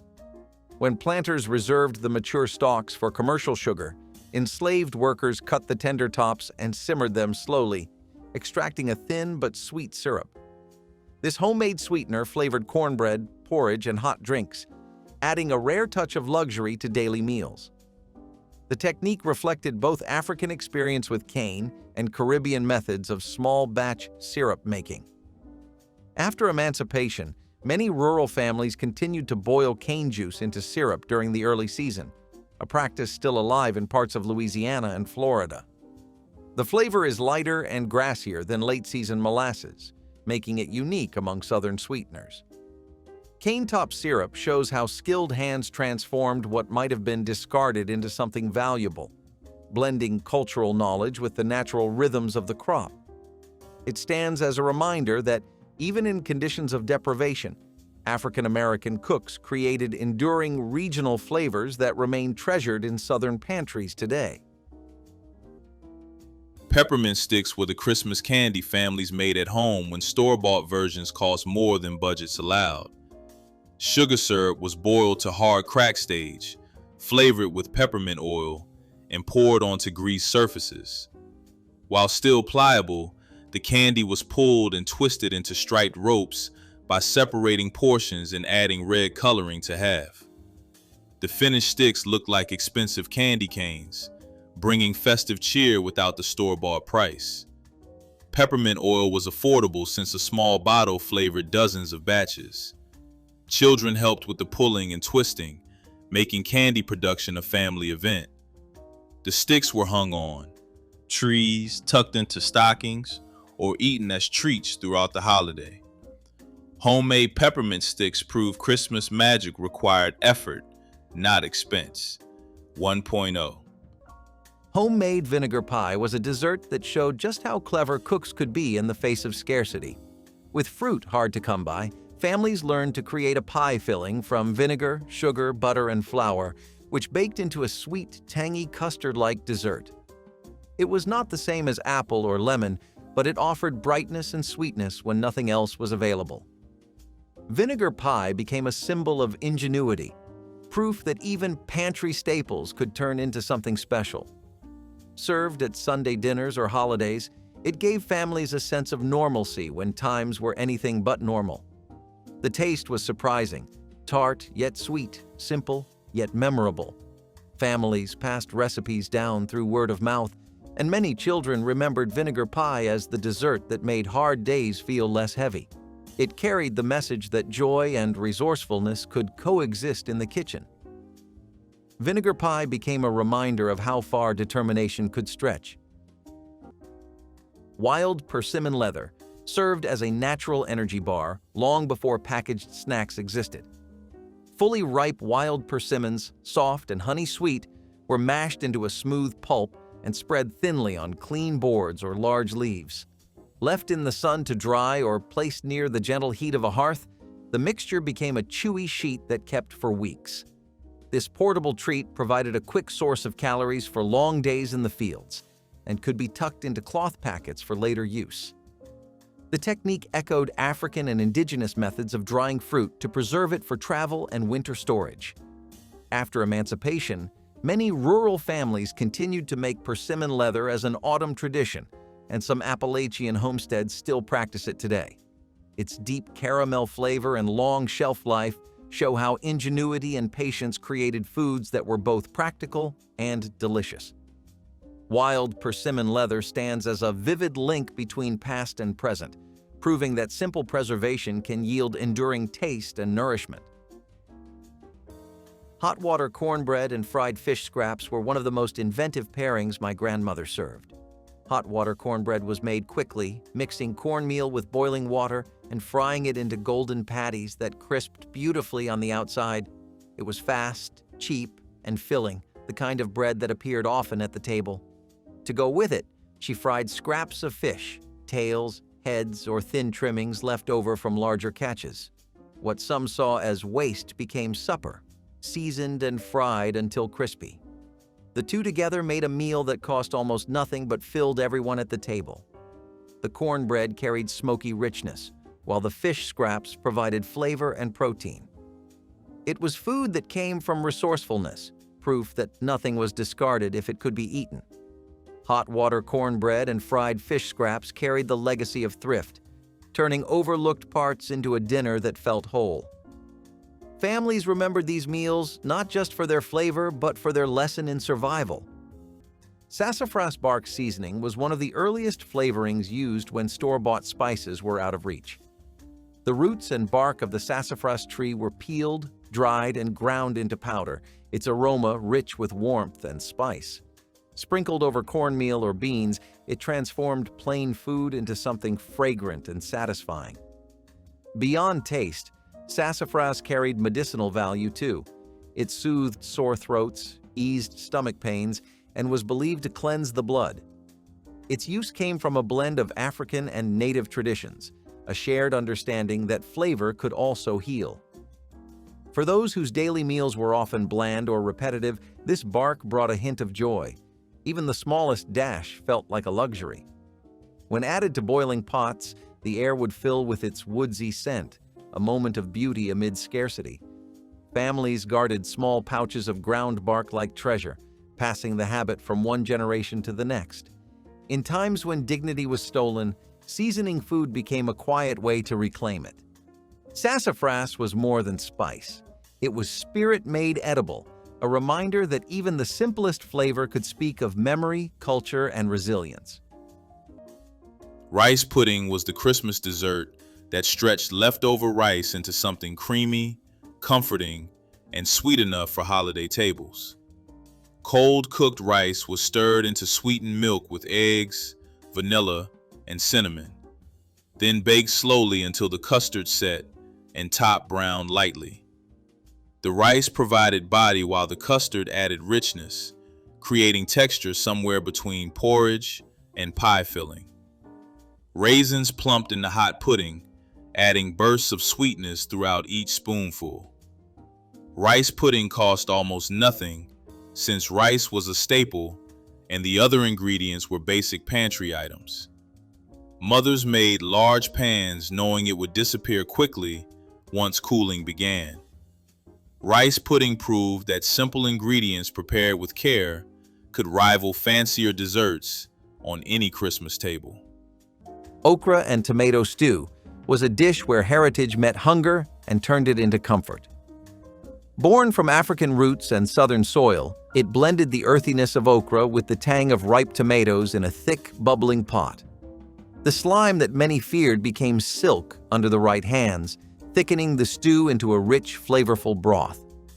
Onions, garlic, and a few peppers added depth, while a dash of salt or cayenne made the flavors sing. Families often served it over rice or ate it plain with a piece of cornbread, wiping the last drops from their plates. This dish wasn't just food. It was identity, a reflection of generations who made do and made magic.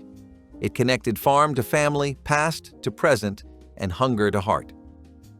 The smell alone carried memories of warm kitchens and laughter that refused to fade. Okra and tomato stew was a promise that no ingredient was too humble to become beautiful. It was the taste of tradition kept alive, no matter the hardship, and a reminder that every simmering pot held more than flavor. It held history. Hand-pulled taffy candy brought winter nights alive with laughter and sticky hands. Families boiled sorghum or cane syrup with sugar until it reached the perfect glossy stage, then poured the hot mixture onto buttered slabs to cool slightly. Children and adults alike greased their palms and began the rhythmic pulling, stretching the warm candy until it turned light and airy. The kitchen filled with the sweet smell of caramel as ropes of taffy were twisted and cut into bite-sized pieces. It was as much about the gathering as the candy, a shared activity that warmed cold evenings and strengthened family ties. Neighbors might stop by to help, turning the process into a spontaneous party where stories and jokes flowed as freely as the sugary strands. Store-bought sweets eventually replaced the long, careful ritual, but the memory of shining taffy and joyful pulling remains vivid for those who once stood in the glow of a winter stove and felt the magic of homemade candy. Okra fritters, also known as okra cakes, offered crisp, golden edges and a tender interior that celebrated the summer garden. Fresh okra pods were chopped fine, mixed with cornmeal, onions, and a dash of pepper, then spooned into hot oil until each patty puffed and browned. Sold at fish fries, church picnics, and traveling fairs, these fritters were easy to eat by hand and full of flavor that tied African heritage to southern soil. The okra gave a subtle sweetness and a soft binding that kept the patties moist, while the cornmeal crust provided satisfying crunch. Children waited impatiently beside bubbling skillets, hoping for the first fritter to cool enough to taste. Vendors wrapped them in newspaper cones so families could stroll through evening air scented with music and spice. Modern snack foods have replaced these handcrafted treats, but those who remember the sound of oil popping and the taste of garden-fresh okra know the fritters carried more than flavor. They held the joy of gathering and the pride of turning humble crops into a festival of taste. Pokeweed greens offered one of the first fresh tastes of spring for people living with few supplies after a long winter. Young pokeweed shoots emerged early and plentifully, but they carried natural toxins that required careful boiling in several changes of water. Enslaved cooks, drawing on African knowledge of wild plants, mastered this technique to create a tender, spinach-like dish that supplied vital vitamins when gardens were only beginning to grow. Seasoned with a bit of salt pork or a sprinkle of wild herbs, poke greens became a welcome sign of the changing season. Long after emancipation, poke salad festivals in Appalachia and the Deep South celebrated this once humble plant, turning a survival ingredient into a community tradition. The careful preparation taught by generations of African American cooks is still followed today, preserving both safety and flavor. Pokeweed greens remind us that deep botanical knowledge and patient cooking transformed a potentially dangerous weed into nourishing food that helped sustain families through the hardest times. Okra gumbo with fresh crab told the story of low-country waters and West African roots in every bowl. Thickened by the natural mucilage of okra and deepened with a slow-simmered stock, the stew held blue crab, onions, bell peppers, and fragrant spices that reflected both coastal bounty and ancestral memory. Fishermen brought the catch of the day to markets where cooks bargained for the sweetest crab meat, while home gardeners plucked tender okra pods from vines that thrived in humid summers. The gumbo pot became a gathering place where family and neighbors stood around sharing stories as the aroma of seafood and spice filled the air. Served over rice, each spoonful carried the taste of tides, soil, and a heritage that stretched back across the Atlantic. In modern times, many turned to faster recipes and frozen ingredients, losing the patient layering of flavor that once defined this dish. Yet for those who remember, nothing matches the soulful depth of a true okra gumbo made with freshly caught crab. Stuffed bell peppers with rice and onion were a dish that stretched garden vegetables into something filling and satisfying. Bell peppers were inexpensive when in season, and my grandmother made the most of them by stuffing each with seasoned rice, onions, and sometimes a bit of tomato. Meat was optional and often absent, but the rice itself carried enough substance to make the meal complete. The peppers were baked until tender, their skins blistering slightly while the rice absorbed every bit of flavor. Each stuffed pepper became its own little meal, portioned perfectly for children and adults alike. The aroma of roasted peppers and onions filled the house, signaling comfort even when budgets were stretched thin. It was a dish that looked impressive despite being made from humble ingredients, and it reminded families that presentation mattered too. Stuffed bell peppers with rice and onion carried both thrift and pride, proving that even in hard times, dinner could be hearty, healthy, and beautiful on the table. Which Depression-era dish would you bring back to your table? Drop it in the comments, hit like, and subscribe for more forgotten flavors from our ancestors' kitchens.